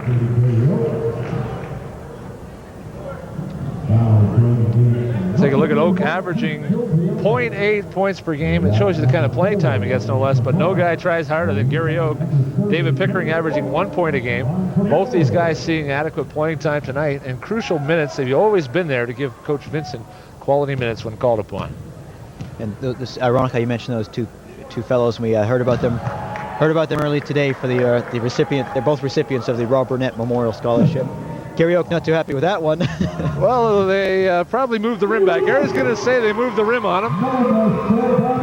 But he hits the second one, no problem. Calm, cool, and collected, and drains it through. And he's now equaled. In fact, he's almost tripled his season output. And Gary Oak, what can we say about a great young kid, Gary Oak? Doesn't matter if you miss them, how you miss them. If you miss them, they're all the same. If you make them, they're all the same. Rick Jordan, nice pass inside. Bill Laurent weaves his way in. Billy Laurent with 4 points in the game. But the bench really output today has been outstanding. 101-71. Durham in the century mark. 140 remaining. For fans' interest, the Durham College record for most points scored in a game is 136, scored against Loyalist College in the 1982 season. Outstanding effort there, Brian Traylor.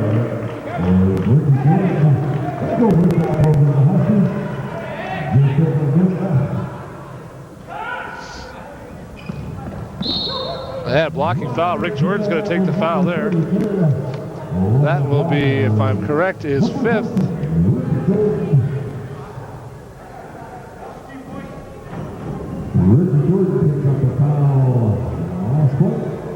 That's number 4 of the game. Oh, a little slip of the pen here. We got him down for 4. We thought it was his 5th. Rick gets a reprieve and he gets to stay in the game, and he smiles about that. 1:23 remaining. Stafford Kerr has had an outstanding game here for George Brown. Stafford Kerr, 21 points on the game, going for more. It's the free throw, 22. 12.6 is his average, so we know he's had a super game. He's probably definitely the player of the game so far, or I'm sure for the whole game. Player of the game for George Brown, Stafford Kerr right there. At that time, Gary Oak clears down the boards. Rick Jordan, 1:20 remaining. And here come the white jerseys of the Durham Lords once again.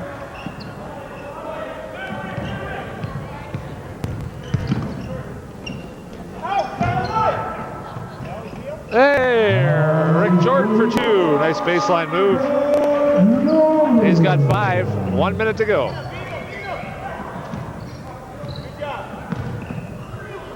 And Stafford Kerr, a nice baseline move. Rick Jordan hangs on. Back come the Lords. It's run and gun time with a minute to go.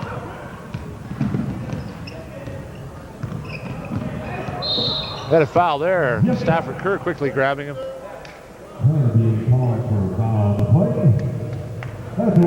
And Rick Jordan's going to go to the line here. 2 shots on the bonus foul. He'll have 2.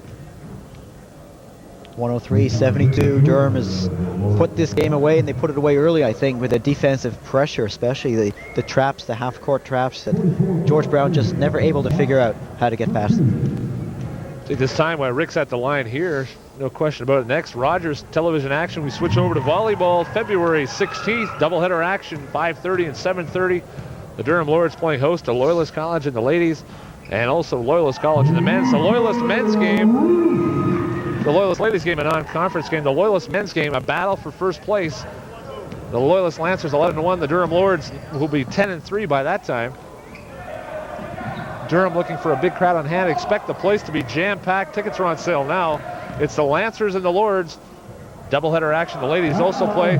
Coach Stan Marchand and his squad as well, having his troops wind into the OCAAs in fine form. Both teams are looking and poised to move into the national rankings. And what an outstanding volleyball season. Rogers will be there February 16th. Doubleheader action. See it live and then see it on Rogers. Kerr with the rebound. 16 seconds to go now. Can't get it to go. Gary Oak tries long down the court. Bill Laurent chases it down. He can't get it. 8 seconds. 5. Kerr traveled. 4.9 seconds remain. They're having fun on the court now. 105-72. Durham with one last chance here, and they're going to try to score. There's Pickering over the hands of Brian Allward, out of bounds. Got to work on that play. Well, not critical, obviously, at this point with a 33-point lead, but I heard a call from the George Brown coach. Good job. Still, Willie Dell's still coaching this team here, even though they're down by 30 and the game's over. We're going to wind it down. Here's Kerr. Gary Oak committing not what Coach Vincent would say, a great foul. They're having fun. But in the essence of 4.9 seconds to go, Gary, I guess, taking the abuse from the bench. He doesn't have a lot of block shots, so he's trying to pad his statistics, I think. Players don't do that, Ken. You know that. Coach Willie Dellis of the George Brown Huskies, calm, collective, knows what his team was up against tonight. And certainly Stafford Kerr knew what he was up against, had a big game.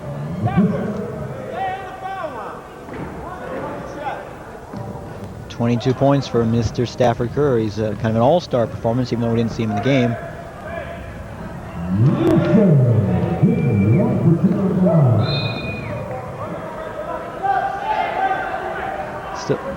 Still 2.7 seconds left here. Interesting that George Brown is pressing at this point of the game. They weren't pressing too much earlier in the game. You didn't see too much. I don't know why. Here's Jordan, 2.5 seconds. Here's Allward. They didn't get a shot away in time. They worked it down the court. The final score, the Durham Lords 105. The George Brown Huskies 73. Durham completes the sweep in this college doubleheader from the Durham College Athletic Complex. My name is Ken Babcock. Matt, you've enjoyed bringing today's color. Give us a synopsis and a final rundown of today's men's game. Well, there's two things I want to point out. One, we just talked about a minute ago, the Durham press that George Brown cannot handle, and that was probably the key. The second thing, the key, if we were to give out a player of the game, I'd say we go to the Durham bench. There's so many guys came off that bench. They total, I added up here, about 43 points coming off the bench from guys like John Tate had a big job. Adam Esterbrooks had a huge game. Rayford Perry came off the bench. These guys are quality players who come off the bench and did an outstanding job. It's just an outstanding game by Durham in all aspects. 11 of the 12 guys hit the sheet, as you mentioned, for the Lords. Another win. They're 7-2 in conference play now, cruising along, almost assured of finishing in the second spot I think so, okay. in the OCAA regular season standings. Durham will then host a third-place team from the West, which is shaping up to be St. Clair. That game, a sudden death playoff game. When that happens, February 28th, a Tuesday night, 7:30 sudden death action right here at the Durham College Athletic Center. The matchup, Augusto, Lester Jones. Augusto wins that one going away. 26 points for Augusto and great defense. Lester 12 points and didn't see a lot of time at the end. But Augusto had a lot more help, though. Augusto, a lot of help from everyone on this team. Prime-time player. We're just about ready to wrap up here for the entire Rogers Community 10 crew. Another great day of basketball at Durham College. My name is Ken Babcock for Matt Ackler. We'll see you next time on Rogers Community 10.